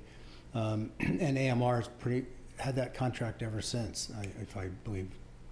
I don't think there's any other agencies in that time frame. I think it's pretty much been American Medical Response. Since what year? Ooh, you're going back 25 years ago? Okay, a long time. Anyway, long time, yeah. Like, how's that worked? It's okay. You know, that's moving forward. The reason Monterey put paramedics on their engines is because we're experiencing extremely long response times. Yeah. Because it's, you know, they're in a system status and they're private business, right? They're private sector. So their goal is to make as much money as possible. And how you do that, you have the least amount of cars, because the most expensive thing, as you all know, as council members, is people. So the least amount of people get the most amount of calls. So they're constantly moving around. So we get calls even today in Monterey Depending on how busy their system is, they could be coming from Marina, from Salinas. You never know. So we had Monterey residents without any paramedics waiting for that paramedic on that ambulance to arrive, and that's what kind of got our whole paramedic system started. Another thing I think it's interesting to really understand is, what was the percentage of time the ambulances calls are out of the city, you said? So about 2/3 of the time your ambulance is out of the city. The Carmel ambulance is a basic life support EMT engine. There's no paramedic that's going to respond in 2-3 minutes because there's no paramedic on that engine. So our proposal is you have a paramedic and an EMT on the ambulance, and the other paramedic you put on the engine. So when that ambulance is gone out of the city, there's always a paramedic in the city to provide service to your residents. Okay, that put some context on it. Has Monterey ever considered buying their own ambulance and starting your own ambulance We service? couldn't if we wanted to. We don't have those 201 rights. Could we sell ours to you and then you do it? But no, there's just never been 201 right there. Interesting. Monterey. So you really couldn't do it even if you wanted to. You No. can't. It's not like a liquor license where you could go pay $200,000 and buy one. No, I mean, they're when they go put that ambulance out, that contract out, for bid, there are some counties where the whole county's gotten together and all the fire agencies in the county try to put together a system to bid against to bid against the private sector ambulance company. But those are pretty rare. So AMR has a monopoly really in this area. Oh yeah, it's all over the country and in the world. They're everywhere. So they're on the stock exchange. So does that 201 have any value? Yeah, if you want to run your own ambulance, if you don't have it, you won't have an ambulance. So could you use our 201 right to start an ambulance service and do reverse model where Carmel owns 3 ambulances and does Pacific Grove and Monterey? I don't believe so. So That'd be really, a question for the county we're EMS on our agency, own. but We're on our I own. really don't think that's a thing. We're just on our own with one Yeah. ambulance. There's only one other ambulance provider in the county. That's Monterey County Regional. It goes back. Carmel. It used to be Carmel Used to be Regional us. Fire Ambulance. Yeah. Yeah. So Carmel and Carmel Regional had they were together. They were one. It was like a JPA, I guess. Okay. And then that dissolved for a lot of different reasons. And then 10 years ago, right before we Yeah, hired. it's maybe a little longer than I thought that. it was right before wasn't it right Maybe, before yeah, I we guess around entered then, into the contract with Yeah. Monterey Fire? Yeah. And then Carmel just became its own provider.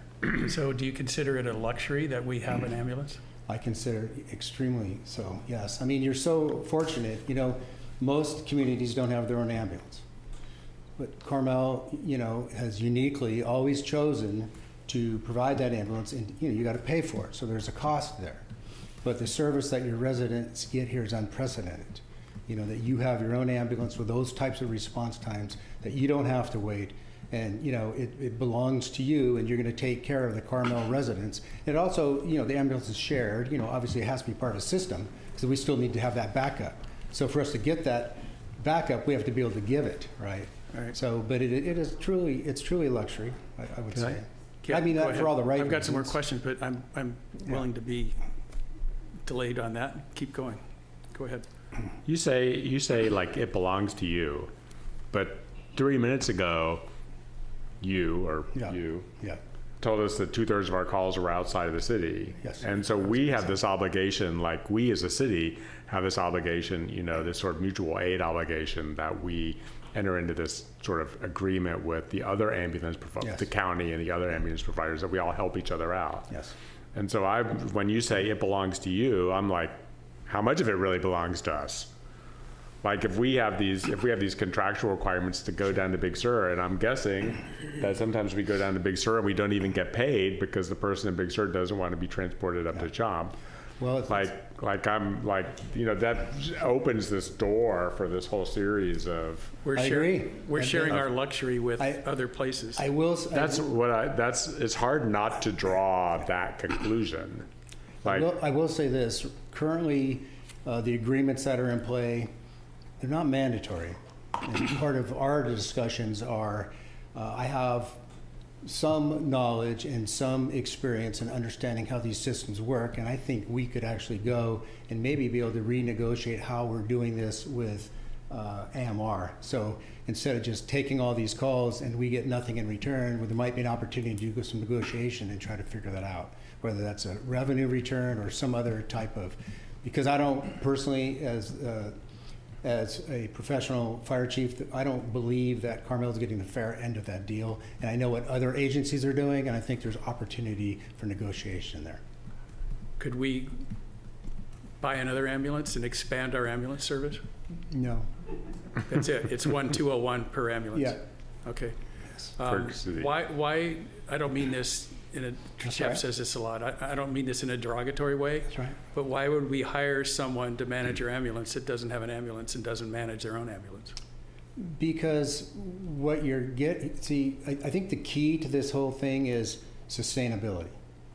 You have an ambulance with 6 people that's supposed to run 24 hours a day, 7 days a week, 365 days a year.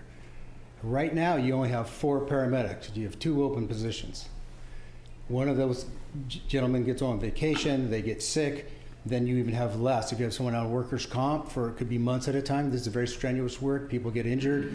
You can't even sustain an ambulance, hence you're having to shut your ambulance down so often. The only reason your ambulance is only 30 days down is because Monterey is coming in and staffing that ambulance when we can to help you keep your ambulance staffed as often as possible. So our experience is we run a paramedic program. We have, we have like 96 employees. I don't know off the top of my head, we probably have 27 paramedics, and we're building that program all the time. So we have a lot of experience with the paramedics, and really an ambulance is paramedicine. We're really good at paramedicine. You're going to keep the revenues for your ambulance, so you're going to do the billing and you're going to do all that piece of it. We're taking over the management of your employees, who are kind of like a leaderless group, because Paul can't be expected to be there 24/7 managing these employees, right? We have them working in our fire station. They all went through our fire academies. We train with them. We provide all their training. It's just kind of a courtesy. They live in the firehouse with our firefighters, so three on our engine and 2 on the ambulance, but they have different personnel rules. They have different, everything. We have nothing to do with managing the personnel side of it. All we do is manage the operational side of it. So it really, interesting story, going back to 2011 when I first came to Carmel and we talked about bringing Carmel Fire over. I remember, in fact, I just saw this old PowerPoint presentation that I was looking at that I presented to the city of Monterey to finalize that Carmel Fire shared service model. And the last slide said, next steps, Carmel Fire Ambulance to become part of the system. They were going to do it in 2011, but they were so nervous about giving up their fire department that they just thought, well, we got to dip our toe in the water. We can't give it all up at once because it was such a prized possession, this ambulance. And now here we are, it still hasn't happened yet. It's kind of an assumption that would have happened a long time ago. If you would ask me professionally, that would have happened a long time ago. So why are you helping us staff our ambulance? Are you just a nice guy, or do we pay you for that? Well, yeah, I mean, the way the contract works, yes, I am a nice guy. I don't have any idea. No, both can be true. Yeah, they both can be true. I am a nice guy. But the way it works is, so, it helps us too, right? Because now we're all working together as one team. And we've created this shared service model that it's a nice, robust model that we can ebb and flow. And we talked to you guys about the wildland stuff, the benefits that you get. Like I said, Monterey almost has 100 employees, and you own all of us work for Carmel as well. I'm Carmel's fire chief. So what do we get out of it? This ambulance contract happens. So you will pay 100% for the people, right? You'll pay for your 6 people and then plus for their overtime, and all those are true expenses. We're not making revenue off that. And then you're going to pay for your share of the rest of the service model, right? And then at the very end of that line, you're going to see 16%. And that 16% is going to be what you're going to pay us to help us offset our costs a little bit. And we just put it right back into offsetting Monterey's administrative costs, because that's that shared service model. Mm-hmm. So that's the benefit to us. But also the benefit to us is we are now working as one united team out of Carmel with 5 employees that are all under the same training, they're all under the same personnel plans, someone goes on a long-term workers' comp, we have more than enough people to fill that position. That ambulance will be maintained staffed 24/7 because we don't shut fire engines down. In fact, the way that Carmel's MOU is all set up, that if they can't staff it, it just gets shut down. We will hold people back. We will force people back. We will do whatever we need to do to keep our unit staffed 24/7, 365. And you don't have that capability at all. But so that's what our benefit is that we get to offset our costs a little bit. It's not some giant number. You can see it is pretty laid out. It's pretty obvious when But the community in general also gets a shiny new ambulance that we pay for. What's that? The community at large also gets a shiny new ambulance that we paid for. Well, which community? Which is a good asset to the community at large. Of which community? Carmel is buying a brand new ambulance. Oh, yeah. And it's used not just here, but other places. Yeah. So I thought you meant Monterey, but we don't use Carmel Fire Ambulance in Monterey. So it's a mutual aid call. But yes, that's on order. It's becoming more clear to me what's happening. So somebody else has a question. I've got to get my thoughts together. Okay, let's do public comments and we'll come back for discussion. Okay. Anybody have anything to say?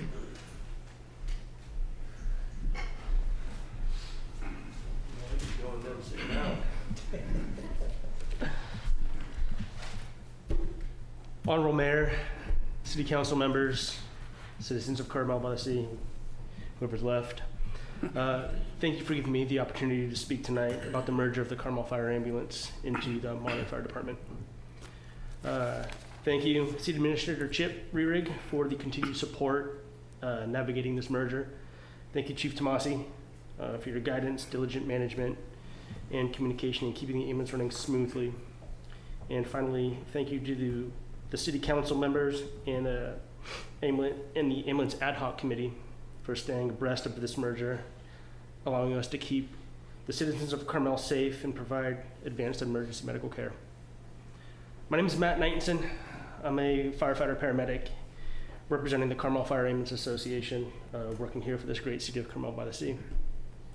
I would like to express our support in this merger with the Monterey Fire Department. I've been blessed to call this city and this fire station my second home, working diligently side by side with members of the Monterey Fire Department since 2021 when I was hired. We love what we do, we really do.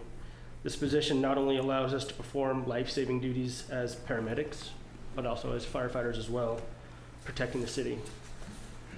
We train hand in hand with the MFD, Monterey Fire Department, which has allowed us to respond, assess, and mitigate nearly all types of emergencies, ranging from cardiac arrests to structure fires and everything in between. With the help of the Monterey Fire family, we're held to a very high standard, which allows us to perform our job as an all-risk department. Your ambulance here is and has been a very highly regarded, capable piece of equipment. This ambulance serves as a vital role in public safety in this community. The merger of this ambulance into the Monterey Fire Department is not only the right thing to do, but it will give improved service to the city, just as we just talked about. With daily operations currently under the supervision of a Monterey Fire captain and a division chief from Monterey, the merger, this will be seamless. It'll create a linear, smooth chain of command with even better management and oversight. We look forward to this merger with great hope and pride. The public won't see a change in service, but they will continue to receive a high degree of care, compassion, and work ethic. Let's not do this for us. Let's do it for them, the public, residents of Carmel, visitors to our beautiful community. I'm not here for me, I'm here for we, and we're all here for them. As a representative of the Carmel Fire Ambulance Association, I hope you find this merger as positive as we do. Thank you for your time and consideration. Thank you. Excellent speech. Thank you. Appreciate that. Awesome. All right, any other comments? Donna, you always have something to say.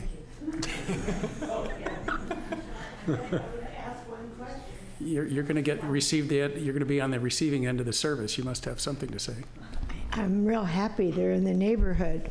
I've been somewhere where a lady fell in front of La Playa, and the fire engine came and the paramedics came. And I watched what they were doing, and I saw that they were right on it. This woman had serious injuries and kept saying, "I'm all right." And people walking down the street were trying to pick her up. I said, "No, no, no." I stopped them from touching her. These guys knew exactly what to do. So I've seen them in operation, what the paramedics do. And unless you want to train a group of paramedics and hire a fire guy, and when this guy leaves, they need direction. So I see no con for the merger unless there's something I don't know. But personally, yes. And I know people who've walked. I know a guy had a heart attack. He walked to the fire department rather than, because he was afraid they couldn't find his house, and they took him to Chomp. No, seriously, he did. He told me, and he survived, because right there was somebody that helped him. It was quicker, he thought. So no, they're an asset, and for us old people, it'll help keep us alive. Thank you. Thank you. Karen, you lived through a lot of this. Do you have anything to help us with this decision? No? Cindy does. Good evening, Mayor. Good morning. Members of the Good council. evening. My name is Cindy Lloyd, and I speak to you from the standpoint of somebody who is on the other side. When I was a nursing supervisor at Community Hospital, I answered every code in the emergency room, which included ambulance calls coming in. So I got to witness firsthand the communication between the ambulance and the doctor in the emergency room, so that the paramedics could start IVs, they could start medications, as has been attested to before, so that when the patient arrived in the emergency room, they already were practically stabilized. And if it looked as though the patient were having a heart attack or a stroke, then the emergency room doctor would notify the department, then called in the people who were the personnel on call to come into the emergency room to accept that patient. So it's a really seamless and very, very necessary part of the whole medical treatment.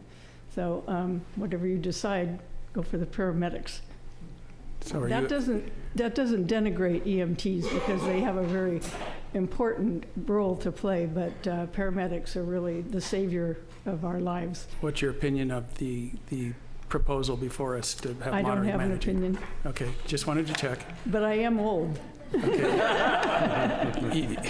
All right. Young at heart, though, I might add. Okay, Nancy Toomey. My comment is broader, and I believe that the reputation of our city should be considered a part of this decision. And I know it's extravagant, and we shouldn't spend willy-nilly, but I consider our police and fire and ambulance services as one of those extravagance that's worth every penny. And I would like to see us continue to maintain our reputation of being a safe and risk-averse village to live in. And these teams provide that to us. So I'd like that to be a part of the considerations that and the hard decisions you have to make. And I get it, it's hard decisions, but please consider that. Thank you. All right, thank you. So Tim, your husband, Tim, to me, is on the ad hoc committee. Yes. Which I guess doesn't exist anymore, but he was for a couple of years. Yes. So he's in favor of this? I don't know. I believe so. So maybe he'll be online. Is he online? We'll ask him. I would like him to speak for himself. Oh, darn. Maybe you need to text him. I would believe, yeah. Okay, all right, okay. So Chief Miller, I have some more questions for you. Any other public comments before it comes back? We talk a lot about what happens, but not everything, so I apologize. I bet.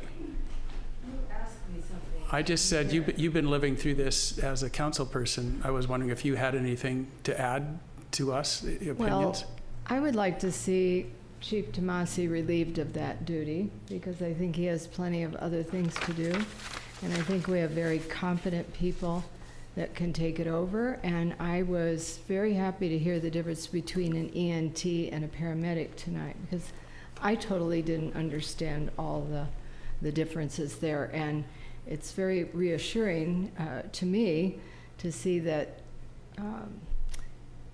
treatment starts immediately at the scene and in the ambulance. It's not just transport. So I think that's really important. When I moved here and I was in my 40s, that was a long time ago, I didn't worry about these things.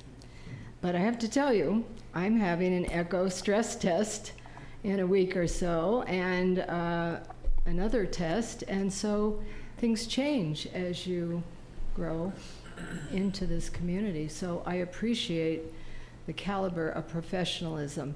And I was very touched by this young man who talked about how it's really important to him, and that he considers this his second home.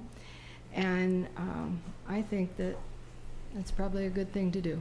Okay, thank you, Karen. Hopefully this council is relieving some of your stress.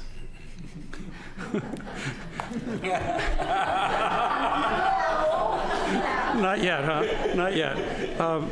Chief Miller, I have a couple questions. It's sort of an overarching question as part of the relationship. First of all, if the JPA, the next stage of our relationship, which is JPA, Joint Powers Authority, with the whole umbrella, happens, does that change this relationship or improve it? I wouldn't think so. Okay. And obviously, there's a revenue side of this, which came up on the chart. Do you see opportunities for us to increase our revenue besides charging for bandages and aspirin? I do, and I've had some of those discussions. I think there's opportunity there. I don't want to make you any guarantees here. I've done some research already, and in fact, I brought some information forward a while back, but we thought we'd just kind of wait to this, because it wouldn't really be appropriate for me to putting all this of my personal and my staff time into that, because it's really not we don't have any real relationship with Carmel Fire Ambulance. But we will be doing that. If this should go through, you will have my time and my staff's time to do that research, and I do believe that we will be able to find you some revenue opportunities that could create some enhancements, and it could also maybe provide some better service levels for you. I think that'd be great. So you are able to commit to us that you will help as a consultant of some sort to help our revenue model? Absolutely. Okay, and that's good Chip news. and Paul both know some of those thoughts that I have, and I've done, like I said, I've done some research, so I think there's some Thank you. validity there. You've done an excellent job of clearing up some, not misunderstandings, but lack of understanding that I had. Understood. It's sort of complicated to just jump into. All right, so I'd appreciate it if some other council members had some comments. I'll start. For me, this is a very easy decision. It's not questions anymore. Although, Chief, you're a really good salesman. When you're done with this gig, if you want to sell software, give me a call. This is an easy decision. The over a decade of relationship we've had with the Monterey Fire Department has been nothing but satisfactory. I think it's bigger is better, economies of scale, your ability to hire best and brightest over we're a small town. Our human resources department is sitting right there. And I think it's proven itself just in the daily conduct of your staff. So I think to extend that model to paramedics is just overdue. I agree. When I look at the alternatives, the status quo, it's not sustainable. It's too complicated a business for us to be in, and you are in it. The other option is we go to AMR. And get rid of the 201. Let's not do that. You've convinced me of that. And so we're going to pay a small premium to do this, but I don't think that's really a premium. I think the amount of time, administrative time, leadership time, recruiting time, union negotiating time, et cetera, that we don't have is probably paid for by that premium. So I'm a go. Let's do this. Very good. Yeah. You want to make a motion? Oh, okay. We can. But then You can make a motion. I'll put it on the table. You can make a motion, we'll second it, and then we can have a conversation. Except I don't. Do we have a resolution? No. So I would move to approve the option 1 regarding the merger of the Carmel ambulance with the Monterey Fire Department. I might suggest that we use the language that's in the agenda. With That's where I was going. Yeah, I know, but let me get it for you.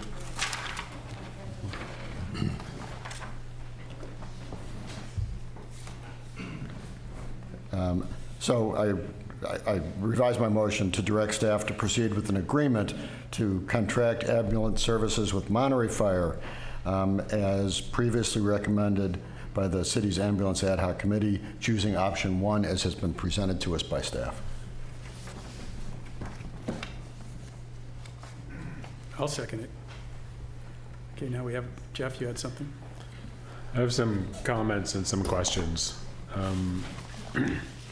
So I agree with Bob that where we are, like we need to be in a different chair than the one we're sitting in. That's for sure. So, Bob has in the past described things as boat anchors, and Bob will laugh when I say that. He knows what I'm talking about. And it's hard for me not to look at the 201 rights and think of it as being a boat anchor. Like we think it's, is the boat anchor made of gold or is the boat anchor made of lead? And it's hard to, from where I sit, like I'm undecided on that. Like I heard what the chief said, and I believe it, but I don't see it yet. Like I don't see it, and the cost of we could save $1 million a year with our current model just by going to AMR, like just by going to AMR and getting rid of it, and there we would be, like we would and we could direct staff to negotiate an AMR agreement, so we have an AMR ambulance in our fire department, in our firehouse, rather than a Monterey Fire ambulance. I don't think that's the right thing to do. And I would much prefer, the option that Bob has put forward, that staff has put forward, than doing that. But I'm not in it for the long term yet. And so what I think about these things is, I'm going to need, chances, I may or may not be sitting here, when this contract comes up again or when we review it. But there are some things that I would like to see, that involve sort of money and risk, that I would like to see sort of resolved, as we sort of enter into it. You spoke, Chief, to some of those things a few minutes ago, but I'd like to just list the things that I see out. One is, we need better billing. We need to, if we're sending ambulances to Big Sur, then we need to figure out how to charge for the ambulances. And I don't know, if the ambulance rolls to a house and we don't give them an aspirin, can we still bill it? If AMR rolls to a house and they don't do anything except knock on the door and say, the person's okay and they don't want anything and they don't need to be transported, does AMR still send them a bill? Yeah. Two things. One point I want to make is, let's say you let your 201 rights go and you went with AMR, like you said, you also lose 2 firefighters. You have 5 firefighters in the city right now because AMR is... Sure. I don't mean, yes. Yeah, I just want to be clear on that. Yeah. So, no, if AMR ambulance is responding somewhere in Carmel, they get canceled, there's no charge to anybody.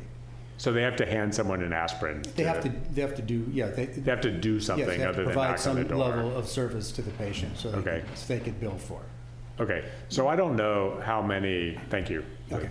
Yeah, so I don't know like what the delta is between this, I don't know what those unbilled services are, but whoever was it that said it before, like I think it was probably Dale, I need to know. Like I need to know, like if we're right now we're choosing between, Monterey Fire and some other unknown thing. And I need to know like how much money is left on the table in order to really sort of solidify this decision in my mind the next time this comes up. The second thing is, having the chief of police do the billing, which is what you do. No, who does? We contract with a company called Whitman. They're out of Sacramento. They do ambulance billing for a lot of ambulances, but they handle ours. We handle the discrepancies, the people who want to dispute there. So having someone do like some part of that billing process is not sustainable for me. And so, if you get hit by a bus tomorrow, to use that analogy that everybody always uses, like we're going to be SOL, even if we go with Monterey. Right, because there's going to be this big hole, and then what are we going to do? Right. And presumably there's a contractor out there that, like, if you're doing some part of this process, presumably we could hire some contractor to do it. Like, I'm assuming that we could, but that's a real pain in the ass, and I did it twice today.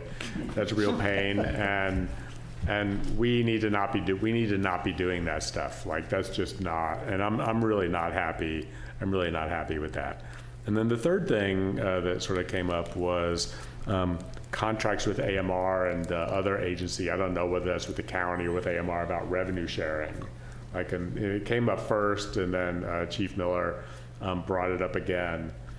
And I think that's also important to me. Like that closes that $1 million monetary gap too.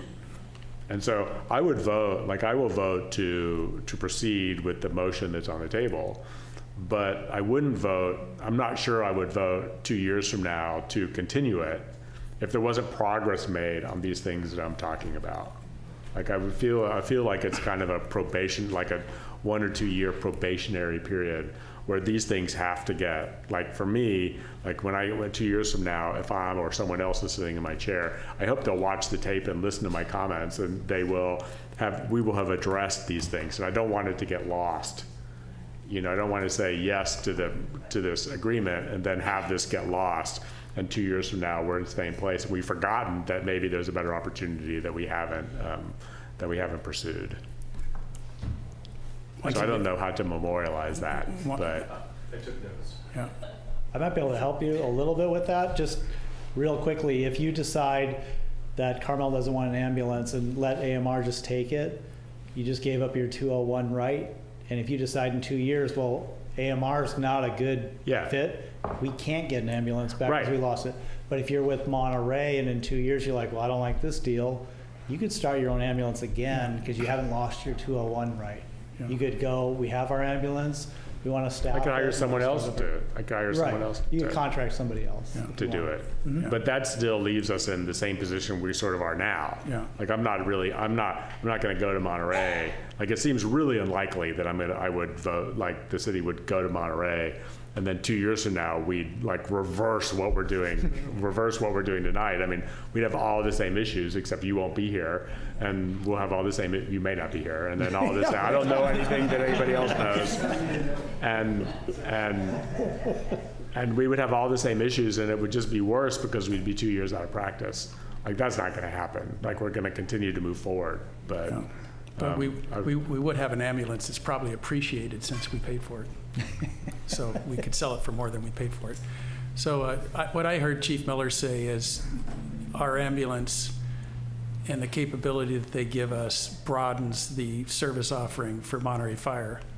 And in exchange for that, he and his organization are going to help us improve our business model, which probably could include helping us figure out to round out the billing and how we can get more revenue. Is that true?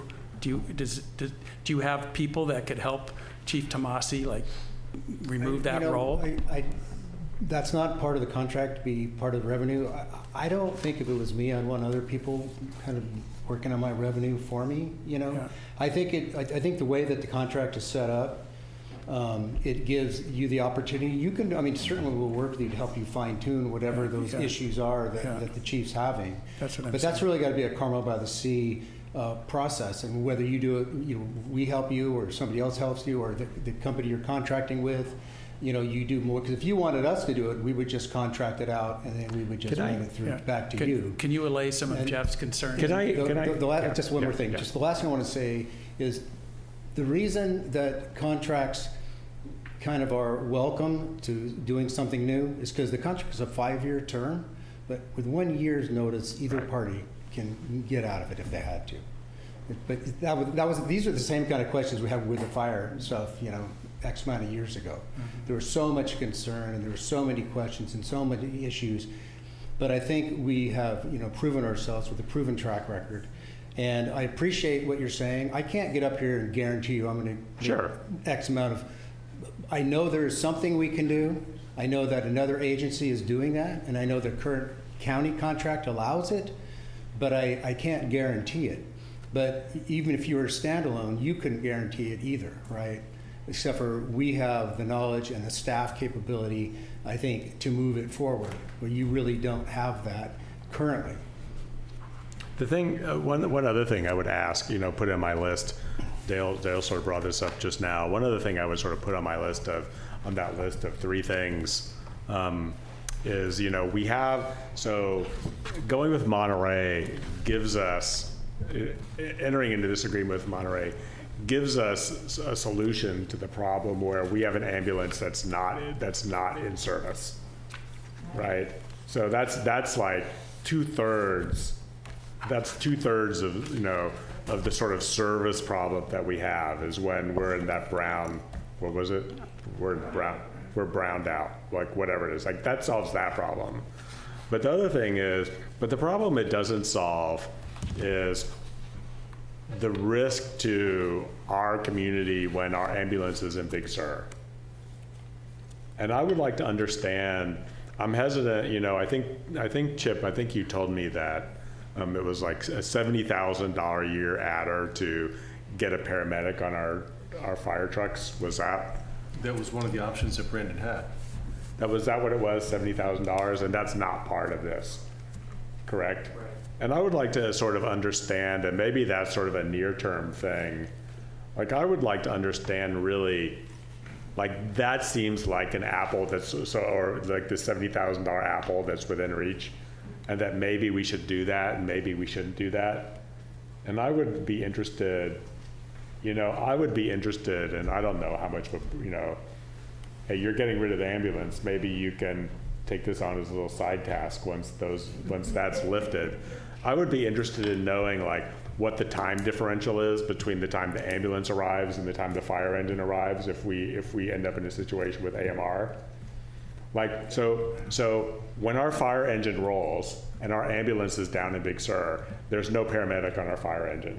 And so the delivery of that paramedicine service to someone in Carmel that's having a heart attack, that had a heart attack, or is having a heart attack, is delayed by that amount of time, by the fact that our ambulance, and so there's a delay in there between 3.5 minutes where there could have been a paramedic on the fire engine, but there's not, and 7.5 minutes, which is how long it takes that ambulance to get here from somewhere else. So there's a 4-minute delay. And so I know that there's data. I know that there's somewhere there's data. I know that it exists, it's possible to collect this data and tell me what that difference is, like how many times a month we have this difference. Like how many times a month is the Carmel ambulance somewhere else, so it takes longer, and then there's a delay, but do you understand what I'm talking about? And I would like to know if that $70,000 is $70,000 worth spending. So I have that's a pretty concrete. I have a different way of looking at this, Jeff, but it's a good question you bring up. Can we add, to handle this, can we add a paramedic to our fire engine in addition to doing this other relationship? You could. For free? Not for free. For $70,000. You could, but see, the problem you're forgetting is, let's say we did that today, it'd take a little time to wrap it up. Yeah. Let's say you did it today, your ambulance is still not sustainable. You're still. Oh, no, we're saying, we're going option one. Can we have an even more luxury service for Carmel residents? You mean to have. By having a paramedic available when we're in Big Sur? Well, our system is already offering you that. Okay. Because right now you have 2 paramedics on the ambulance. Yeah. So when they're gone, right? Yeah. They're gone, you don't have a paramedic. My proposal is we put a paramedic and EMT on the ambulance, and we put the other paramedic on the engine. Okay. So there's no $70,000 extra in cost. It's built into that cost. Oh, so it's part of this Yes. option one? It's built in. Don't talk him out of it, Jeff. One of the issues to keep in mind is that our ambulance, Chief, correct me if I'm wrong, Chief Miller, but our ambulance is Carmel's ambulance. The fire trucks are Monterey Fire. There's the staff at Monterey Fire, but we can't put one of our ambulance folks on the fire truck. So there is no $70,000 adder if we go to option one. And if we go to this option, yeah, right. That was a whole separate. That's why it's a third option. Okay. Yeah. Okay. Then that whole conversation. Okay. I'm sorry for taking up your All time. right, good. So Jeff, you ready? We're ready for roll call we have a second. I made the second. We've got a motion and a second. Alessandra, do you have any comments? I'll just be so brief because we're all ready to wrap this meeting up. I agreed with everything that Bob said. The status quo is not sustainable. I think Chief Tomasi made that very clear to us. And I do think it's important to keep the 201 rights. So I think option one is the decision, and we should go for that. All right. Yeah, and I would echo that. I think controlling our own destiny with the 201 rights is super important. It sounds like it's going to cost us like $270,000. That seems to be the delta. Well, depends on the revenue increase that we can sure, with his totally. assistance. But what's presented here at least. Yeah. So just like I think that number hasn't come up so far in the discussion. So just to quantify it, and I think that that's a no-brainer. But to the discussion that's happened, like we should be charging the same thing that AMR is charging, right? Especially if we're responding to somebody outside of our jurisdiction, right? And that's happening 2/3 of the time, right? So I think that's really, I think you've heard us loud and clear on that. I think we should provide that direction as well. So I think this is going to be, it's going to be a huge win. Like it's going to stay in the firehouse. We're going to have an ambulance that's down less. We're going to have a paramedic that's responding in every situation. Like to me, it's totally worth it, and definitely should support it. Yes. Roll call. Councilmember Barron? Yes. Councilmember Buder? Yes. Mayor Pro Tem Delves? Yes. Councilmember Jeremo? Yes. Mayor Byrne? Yes. Motion carries. Thank you so much. And thank you for all of the Monterey Fire folks that showed up today. You did an excellent job. Appreciate your time. And thank you for the public for being here tonight and playing an active role in our meeting. And with that, we'll be adjourned. Actually, we didn't.